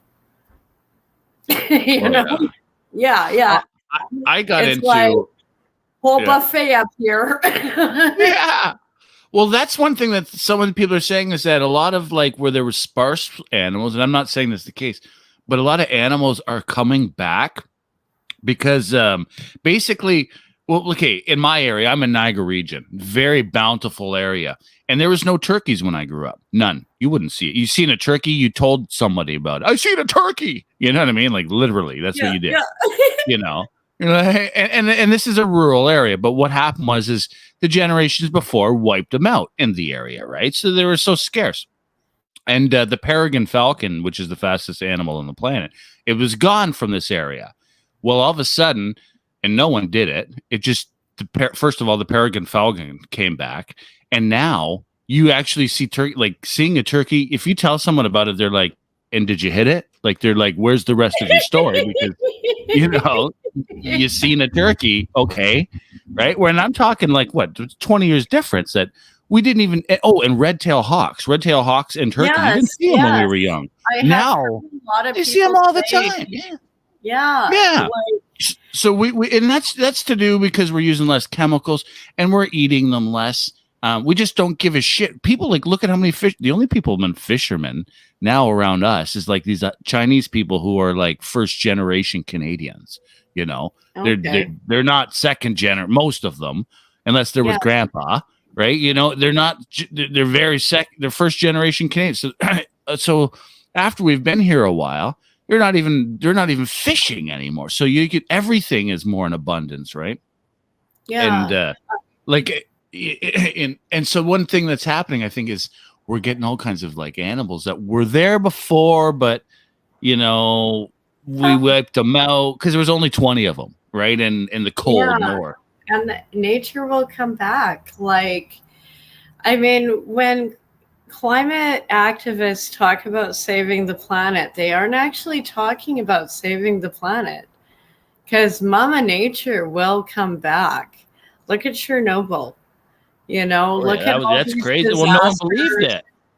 Yeah. And they are worried about humanity. Yet some of these protests are actually destroying it, all our legacy, like gluing yourself to things. Well, it's key. This is one thing. It's I have to pull counterproductive. back from the anger. Everyone doesn't see the anger, and really, it's always the case. It's about money.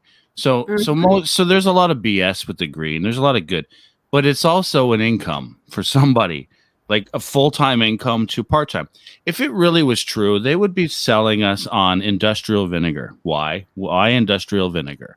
Industrial vinegar is the best cleaner you can get. And all the difference between industrial vinegar and the stuff you drink or whatever I drink is water content. That's the difference. So they're identical to your regular white vinegar. So that thing, okay, yes, it's strong, but it's super clean. So your animal can lick the floor afterward. It's safe for everything. Yeah, I use that. I cleaned a friend's house in university, and we traded like a basket of food, farm food, for helping her clean, and all she had was this vinegar, and it was super strong. Oh yeah. But it was like windows were like spotless, everything like, and I've done some, like, I did a construction cleanup recently, and just the bleach cleaner I had, I was like sick for almost 2 days after. Meanwhile, vinegar. Yeah, vinegar. It's not harmful, and it's the process of making it. All you need is this thing. It's called mother, and something for to eat on. It's like cum and water is what mother looks like. It's weird. It's basically is what I'm saying. It's the most environmental process you're gonna find to create this stuff. It's easy. I'm gonna have to look this up because Google mother, mother of vinegar, whatever. Just mother. It's weird, and there's a whole science behind it that they actually don't fully understand. 99% they do, but there's a part of it that they don't. So if this is my point is that, and this is known, they know that the chemical process of making bleach and all these other cleaners is very harmful to the environment. But not one of these green priests have said that. They don't say clean your house because they're super rich and they don't give they don't even think about cleaning. These are the ones that are directing it, right? Yeah, they don't even think about cleaning, right? Because they don't, right? And they're like, probably most of them haven't in their life, except what someone handed to them because they were, But and how about this? Number 2, how about have a garden? Why is that not even advertised? If everyone had a garden, well, then there's think how much the traveling, all this stuff. Basically, is what I'm boiling it down to. There's 1,000 million ways of really being green and really lowering the environment, but none of them are being toted by these green priests that are running it. Exactly. It's carbon tax. That's how they're going to fix that. Exactly. Because but don't get mad about it. It's just they're just trying to make money. You know what I mean? It's just like that asshole who's trying to sell you some snake oil on YouTube channel or on whatever. Or he's like, try this bottle of extra energy, double the caffeine. And you're like, well, it's not really good for me, but it's not going to kill me. And that's all that they're doing. Oh my God. I just keep having, have you ever heard 5 Times August, Sad Little Man? No, I never. Oh God, I gotta play this in. What is that? Oh God, you will love it. Because as soon as you said snake oil, I was like, this song just I thought you would have seen this one by now. Oh no, it's gonna be awesome. Trust me. Just give me a second. It's loading fast. I'm having a lucky day with the satellites. Oh, on that Elon. Oh yeah, well, we won't even get into that. No, it's just Victoria sucks for signal. Yeah, yeah. It doesn't matter how much I pay. It's going to suck. What I did before is sometimes they dial you up or down, and they can't say it legally, so you don't accuse them, because it's illegal to dial you up or down. But they do. If you're an industry or a business, Here, I'll just. No. Okay, sorry. I wasn't trying to cut you off. It's all right. Is it loading? Yeah. It's for him and the lie is for you. Sad little man, but he's treated like a I can't believe you haven't seen this. I'm sure you've seen this before. No. Really? Oh my god, this is. I don't do any of the VAX stuff. I don't even load it up on my computer. I got canceled anyway.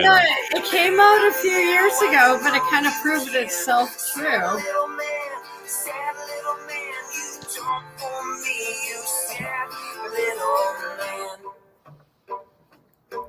And he's back, eh? They're saying they're trying to tell us to mask up. I don't know. Yeah. I'm pissed. Like,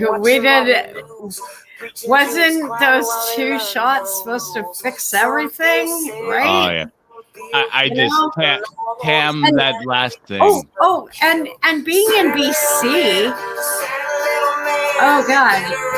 Hey, with all this safe, quote unquote, supply. Oh yeah.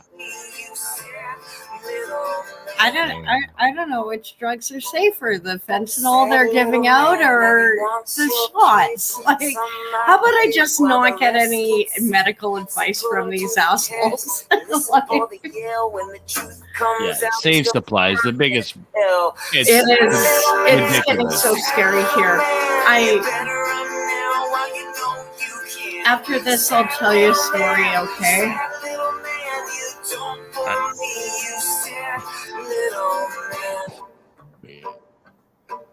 You can't fool me, you said, little man. I know, that was a good one. Yeah, it is a good one, yeah. I think I may, you probably saw it once maybe. upon a time, yeah. You know, back, you know, but it just actually, like, I'm getting help with a friend to show actually how bad Victoria's getting, but to just to show what it's like really late at night. But I used to live downtown and I could walk around after the bar, and now some of these areas, there was actually a shooting. Yeah. We had guns, but you know what I found? The biggest change I found, like, I had lived in some rough places, but then I found, like, just the last couple of years, like, the intensity was what jarred me was the random screaming, you know? Mm-hmm. And, like, I remember hearing it, you know, at night, and I almost yelled back. And I'm like, frick, I'm not in New York. What are you doing? And second of all, and it's just like, yeah, and then after that guy was done yelling, someone else was yelling, and I don't even know if these people were yelling at other people. You know what I mean? It was like I wasn't really caring, but I was sitting there just having a few pints on the patio, enjoying the evening, and an August evening, and it's like the difference here is like, and they were all, well, they were on the street, the people. And I was going through this alleyway, which you know what I mean? It was my alleyway there. And it was just like the screaming at each other was totally different. And that's the big change I think I seen, is that people are screaming at the walls is common, you know, and accepted. Whereas I don't think it was before. Like if you were walking down the street, screaming at the top of your lungs, you know what I mean? Constantly, and then at anybody. Like, I think the one guy was yelling at me, and I asked him back. He didn't want to talk to me, though. You know, I was being stupid, right? Too many into the cups. And so, and he scurried away. Then I realized, oh, he's just angry at the world, right? Screaming at the moon. And so basically, if you did that before, a cop would pick you up, right? You couldn't do that. Now that's okay. That's acceptable behavior. Now in BC, it's just like my friend who I'm trying to organize the whole shoot with. He just did a drive-through downtown the other night, and he was like, there's like people shooting up and slumped over. There was even one time I have one of the shorts, like there is no safe supply, because that was literally at like 3 or 4 in the afternoon. I was just going to McDonald's, and there's this chick like slumped over, picking up crack. And the hilarious part was the Jehovah's Witnesses, but beside her were just like, didn't even acknowledge her. I was like, no. Because at first I thought she was dead, and the worst part is the hypocrites won't even try to save someone like that because they're too much better. But the part of the reason is that we don't have rehab centers that work. They're very ineffective. Alberta does. Alberta's supposedly starting to have it, and I agree. But I think they're not tough enough. I think we have to go. Some of them need. Like, because some for the hard cases, right? I may have been a hard case, like, and I would have enjoyed it harder. I quit in,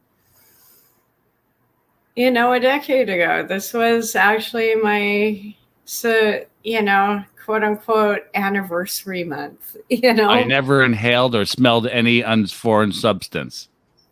I was a bad girl. And it just, sometimes you get sucked into it, especially if you are female.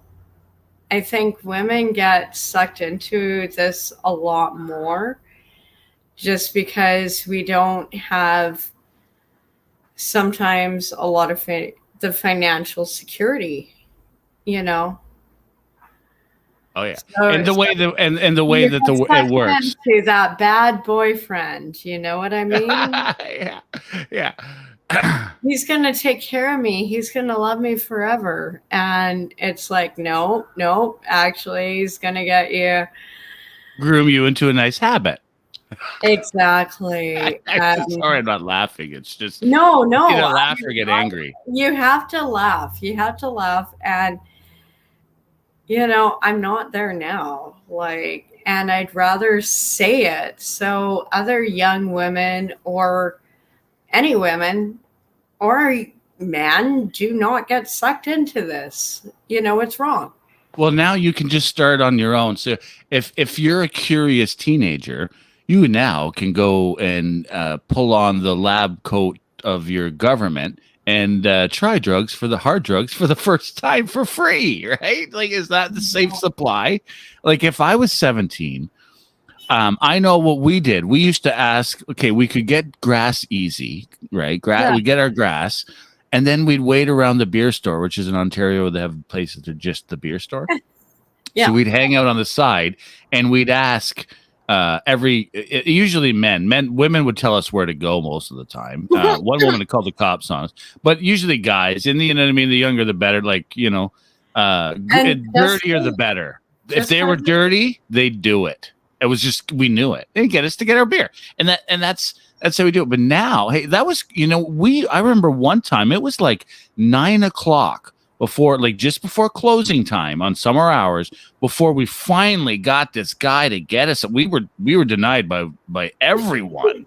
It was hard, and it was like, holy crap, it's my turn again. Out of the 6 of us, like the 30th person you've asked, so that's like 120 people we asked that got denied.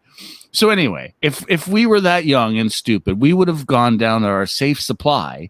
Exactly. It would have been a hell of a lot easier. Hey, we'll just make sure you wear ripped jeans and scruffy your hair up. You know what I mean?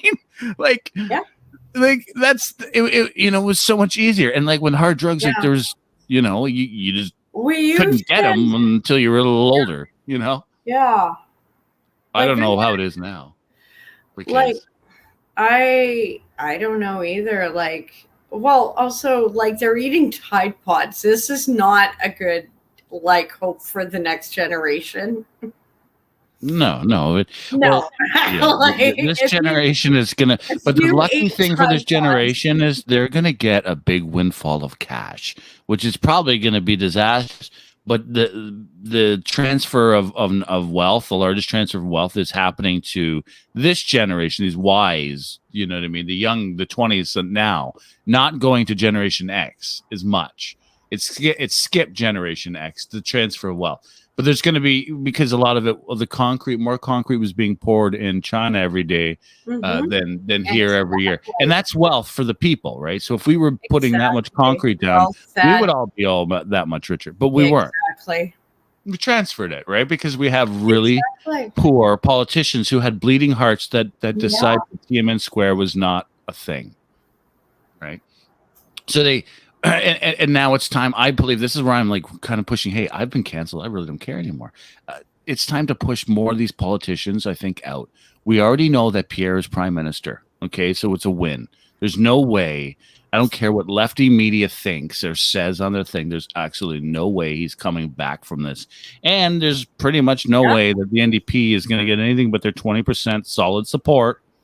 And it's just not going to happen unless they get a new leader. Lucky. They'll get like Vancouver Island. They'll get Edmonton. They'll get probably like one more little niche city. Yeah. But the NDP fuck themselves. They're gone. They're gone. done. All those 30 seats, they'll be lucky if they have like 5 to 10. I couldn't believe it when the NDP voted him in, and someone told me. Someone said, he goes, no, the base thinks because he's a visual minority, that he's underprivileged, like the NDP are. And I'm like, really? He's like, he went to private school. He's a lawyer. And they're like, no, right now that's what matters. And they were kind of right. Right when Trudeau got in, it was important. But I think it's passed. No, I think it passed its cluster. I think we've all decided Canada's not racist, and we all know that. So that push is like, it's like, oh, no one screamed at Jagmeet until he did a coalition. Like he really, you know, as Canadians, it's like, you know, I was kind of surprising to me, and I was happy, but it was like, oh, look, I figured, I'm like, oh God, here it comes. Right. Well, also here, you know, conservatives are going to eat their own. You know, they're going to start spewing shit because he's got a turban on his head. No, but they didn't. On hold, and no one had to be kowtowed. Into it. Yeah. It was like, Canada isn't that way, and no matter what you say. Yeah. So I think that was. Go for a second. Just you keep going, because you had an excellent point. What was that? The NDP leader, how he should be wearing flannel. So they went with him because of his minority status, which I think it had a point. It was only a 3-year point. It's been past the 3 years. But what they need now, the NDP needs someone who's like really smart, but never been allowed into the gatekeepers of the courts. Like, I don't want to see a court anything personally, because the NDP, what they work for is for the people. So maybe something that worked social work. I don't know, something that isn't. I'd rather honestly like to see like an engineer running the NDP. That would be really good.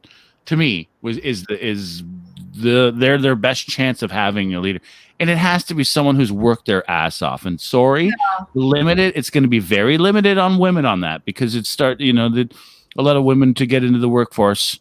You know what I mean? To work full time and work like a workaholic, crazy workaholic, didn't happen till later because whatever, right?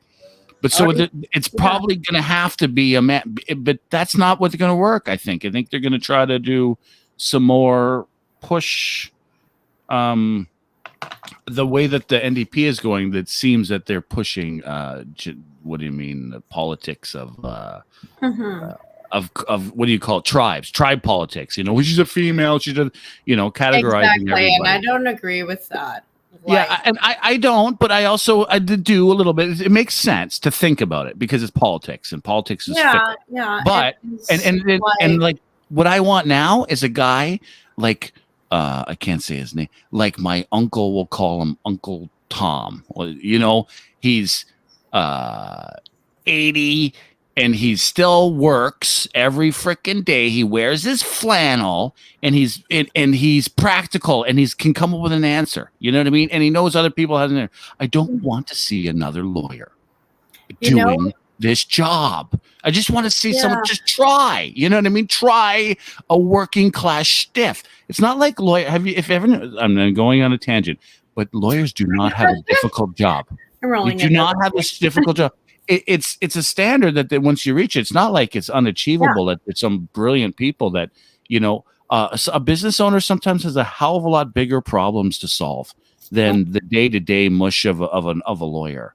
It's just you know what I mean. Depending on and I'm not trying to put down the lawyer's brain capacity, but the thing is that we've it's been over glamorized in media. Like you watch all these lawyer shows, and I think too we get so much American media that we don't like. We had some good lawyer shows, but they aren't like oversaturated like the American ones. Well, you see, there is one person I think would be great for the NDP.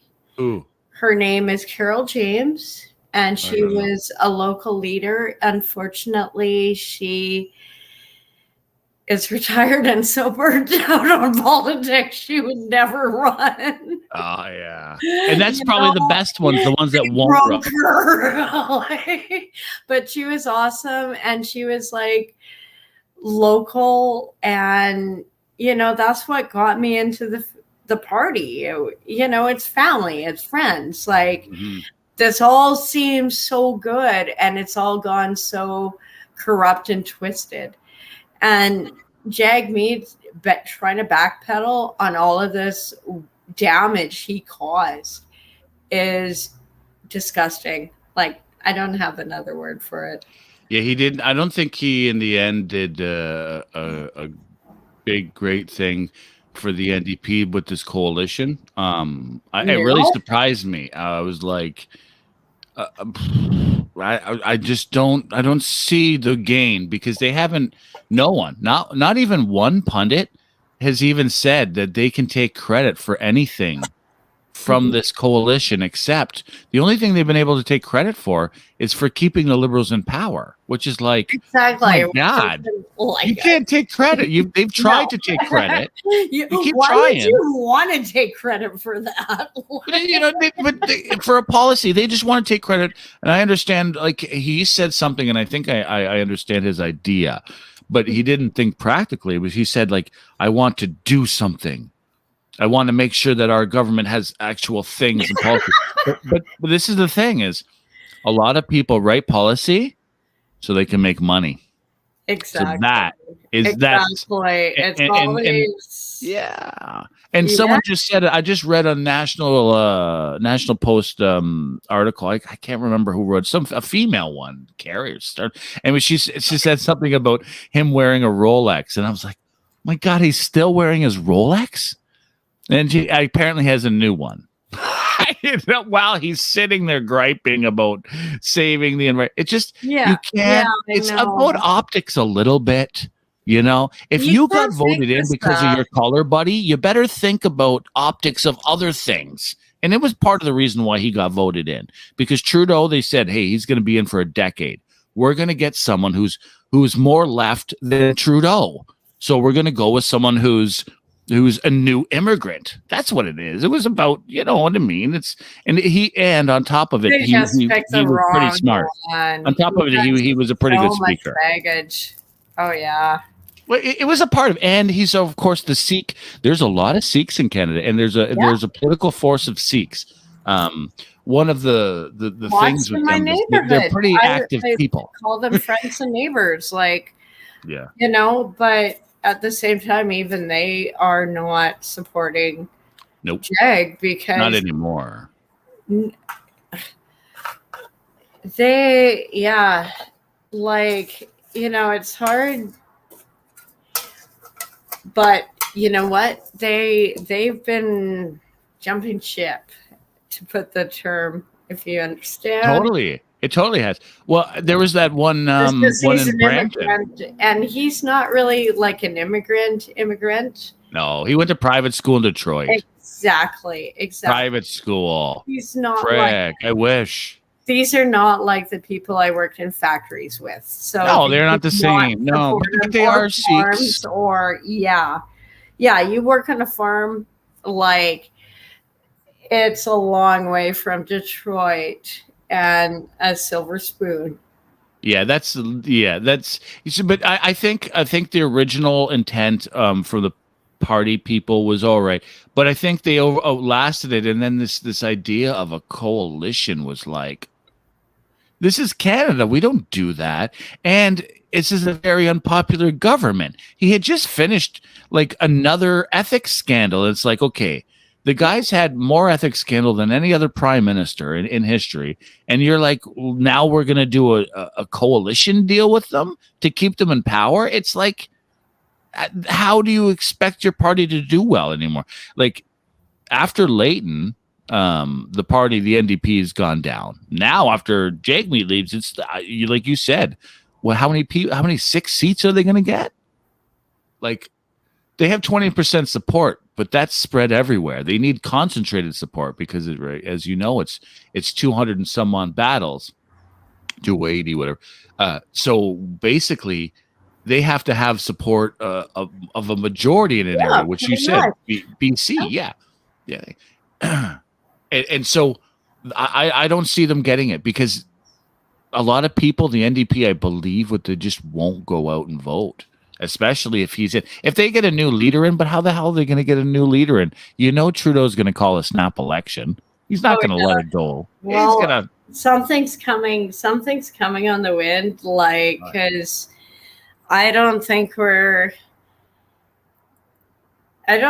whole Liberal caucus thing shindig they had on the weekend went too well, especially with Trudeau getting grounded in India. Oh yeah. And do you think that was an accident? No, I think that was coming from Canada trying to keep him there. Yeah, I think there's something fishy in Denmark with that. That definitely was something. Like I have no proof. I have not heard anything. So this is just complete like in the air. But it smells a little bit fishy that he's dissed the military.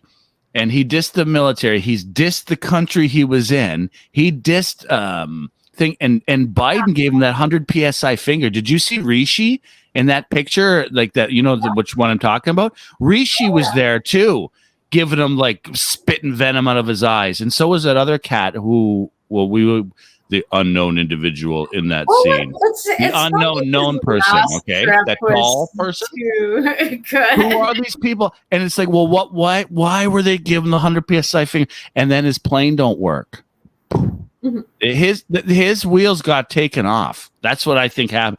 And Biden, they always say Biden is the biggest, most stubborn bully, and he's the kind of politician to do that shit. He used to extort for a living, and that's why they're putting him up. Pretty much. He's the old school extortion, and this is part of the reason I kind of like Biden a little bit. And I shouldn't say this, but he associated the old school politics of doing the shakedown, going to countries and saying, "Hey, give me some money. Maybe I'll look at helping you." That's like old American politics. It was almost everyone did it. And he almost did it out in the open. He was so flagrant about it. And that's like, and to point the finger at him is like to point the finger at the whole America. So I laugh about it, but in the same sense, he's going to get dragged through the mud for it. Right. So the next politicians afterwards will do it less. You know, but he's an extortionist. He's like, there's 10 million here. And maybe I'm wrong, of course, right? But the way it looks, that people walked over themselves to give him money, and he didn't turn them down, right? So it's, you know, like I said, it's the old American way. And it's not the American way. It's allowing other countries' corrupt ways acceptance in us. Like, you know, okay. SNC Lavalin was charged by the RCMP for handing out bribes, and they said, "Well, how are we supposed to get contracts in these countries? All of these countries work on bribes. How are you putting us to Canadian standards? By putting us to Canadian standards, you're basically closing up our international borders." And since then, they've been having trouble getting international contracts because the Chinese and everybody around there, they all bribe. Am I talking to myself? No, you aren't. Sorry. Are you busy?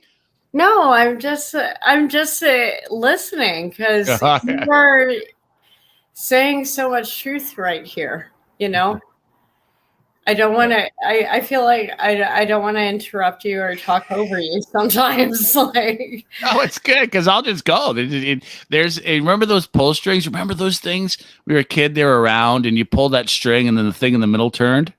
Mm-hmm.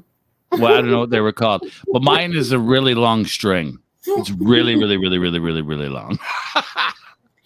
Well, I'm going to shut this off in 20 minutes. So you got a little more time to talk. I'm going to get changed and go to probably the Japanese gardens, do a little film there. Perfect. Tell us about this. You're going to do a documentary of downtown. You should do that, but you should, No, I am I won't be walking. I will not be walking filming. Why? Because it's not safe. Oh, okay. All right. Yeah. What do you mean, what? They'll come and attack you for your phone? Yeah, pretty much. I already got rolled once this year, so let's not do it a second time. Wow. No, Victoria has changed so much. It's just not the same. With all of and one of the things he said is that the whole legalized drug thing isn't Canada wide. It's only BC. Yeah. And a little corridor in Toronto. And so there's the problem. We are getting, soon as the tourists leave and the cruise ships leave, it's going to be Zombieville. So I want to get some footage now and just maybe every couple weeks and show you the difference by the time it hits November. Because this is the first winter of the supply. And also we are facing this mortgage crisis. So yeah, it's going to get bad. It's going to get bad. Well, they're doing absolutely zero. They're bragging about doing 200,000 homes in the next few years when we need 3 million today or 2.4 million today and another 3.4 million in 6 years just from the people they're bringing in. Yeah, I know. It's what is happening? There's I never there were homeless when I moved here for UVic, but it wasn't tent cities. Oh yeah, there's a place I go to walk. There's a tent now on there, and for frick's sakes, now I'm I see the guy. I'm like, is there someone sleeping? He's like, yep. I'm like, I'll walk around, And it's nothing against the person who's just predicament, but this is I'm small town. I'm outside and I'm small town here. There shouldn't be tents. Yeah, you know what I mean? But that's what it is. In Victoria, I'm right on the border of Saanich and Victoria. These are two different districts. So Saanich has never put up with tents, even during the pandemic. This is why I can still go to the Japanese garden and it looks beautiful today. Meanwhile, if I went downtown to look at Beacon Hill Park, which should be one of the gems of Canada. Yeah, it is. I'm worried about getting rolled for my wallet or, it's almost more anxiety getting ready to go into that environment than just even walking, or doing a 3-hour tour. It's just, and You know, I do, as much as a feminist as I am, I do think some of these filming things, I do need to start having a male escort. And I do say male just because, or a really big female, you know. Yeah. I'll take someone who plays softball, you know, but at the same time, like, it's just changed so much that I've had to change my routine. And it's actually been depressing because it's like, I can't do this anymore. I want to do this. It's just not a good idea. Yeah, yeah. You know, It's crazy. The police should be rounding up the people and putting them into. Hey, this is. I said it 100 times.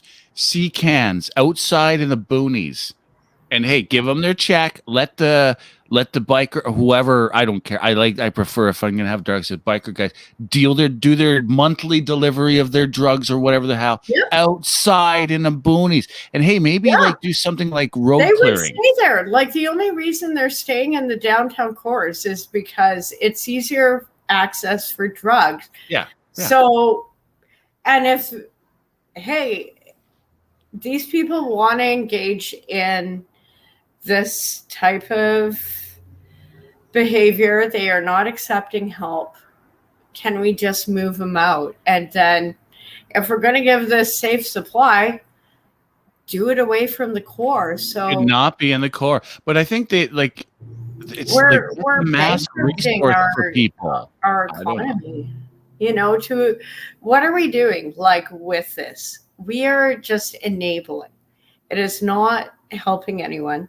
No, I think Alberta I think has it would be hurting because I don't know about you, but if especially like okay, I'll use marijuana smoking, but hey, my tolerance would go down because sometimes, especially when younger, I didn't have the flow in between checks or whatever to buy it. Well, these guys now, in between their dry out zones, they're just going to get some supply, so they're never going to get that. It's always going to be steady, you know, instead of always having the. I just doesn't make any sense. I'm just gonna say, as if, like, that's the problem. If we could get these people onto pot, we wouldn't have half a problem. But if you are using like these hardcore drugs, you often don't want pot. No, I've seen that. I know. I know. I had this place, a garage in a scary area, and I would like I had like joints enrolled in my little in a wine glass, and I was like, grab one if you want, and they wouldn't grab one. I'm like, what? Yeah, they're free, man. You're fucking poor. They're like, no. Yeah. Like what? And so like a couple people is like I had a couple guys joints. Lesson I learned with street ministry. Yeah. Well, that's what's funny that people call me like that. I was just being me, but. That was surprising that you're right, and I kind of forgot about. Thanks for reminding me about that. It's you got to get them off of that and onto the pot. You got to get them back onto the things that are semi okay for you. Well, and I think we also just have to start. Why are you using? I think if you start from that question, because like a lot of people are using and on the streets, like there's so many levels of homelessness. A lot of people are homeless because of economic reasons, and it's only going to get worse. And then these it's just outrageous. People who are like trying to just go up, do their regular day job and pretend everything's normal, are being involved with people who have hardcore drug addiction, mental illnesses that we have let fester as a country for too long, especially in BC. It is, you know, it's when you know what happened. This is, I think, what happened. BC had it first. They had the investors, and you know who I'm talking about, and foreign investors come in there first because that's closest, right? It's closest to their shores.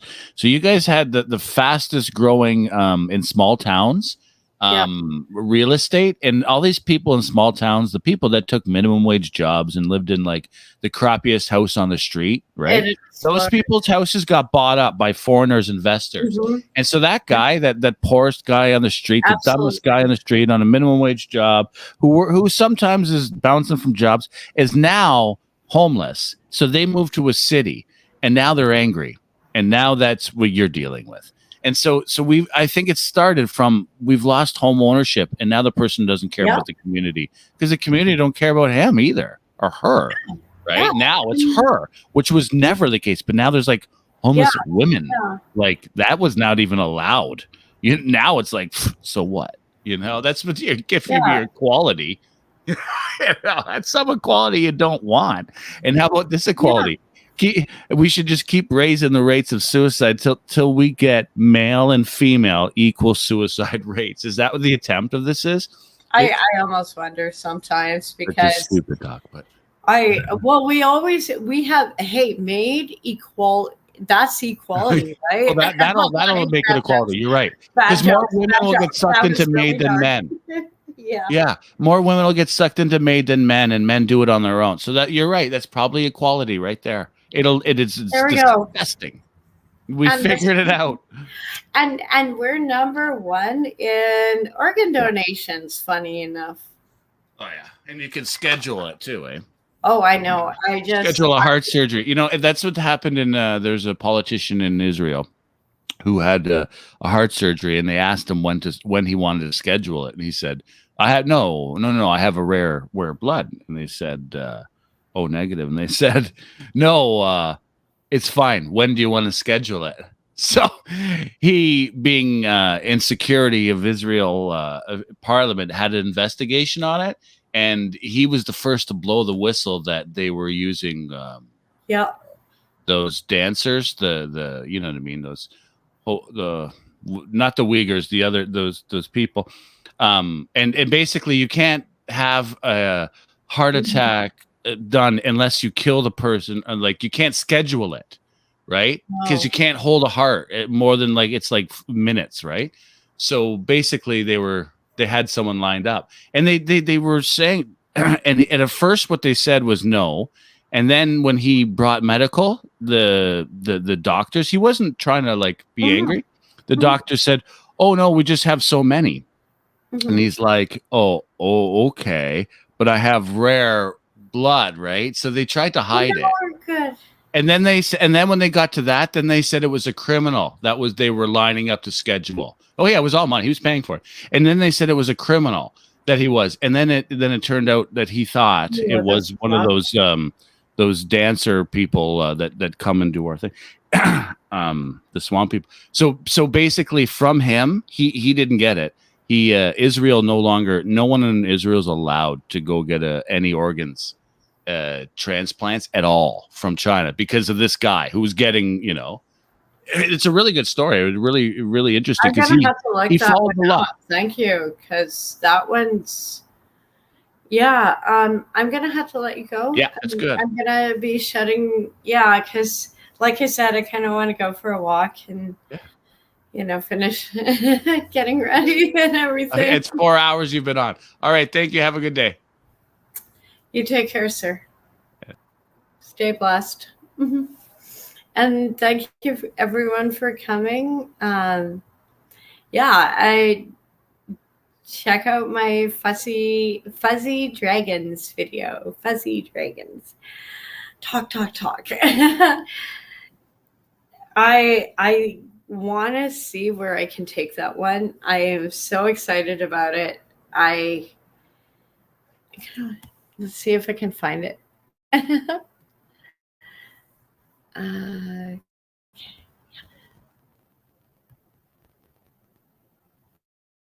Come on.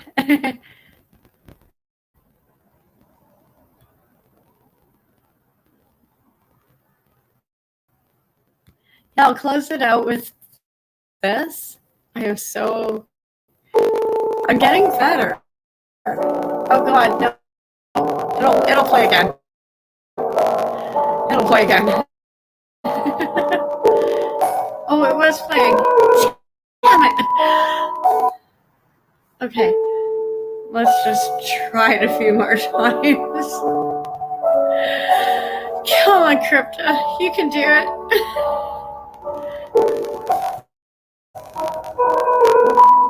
How do I blow this up?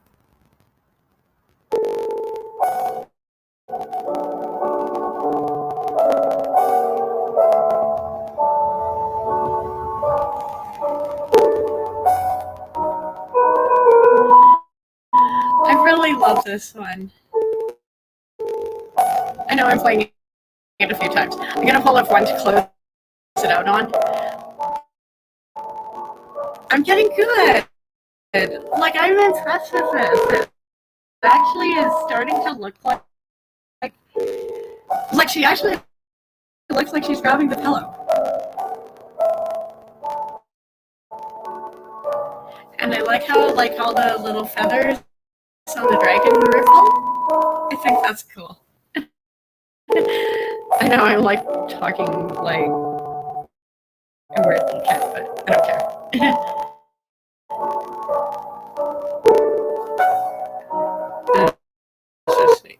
Oh, yeah. No. This one.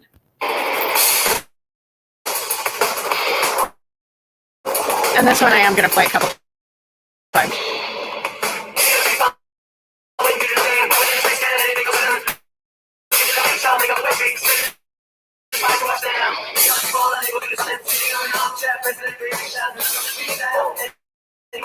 I can get it to work. No. Damn it. Come on. Work.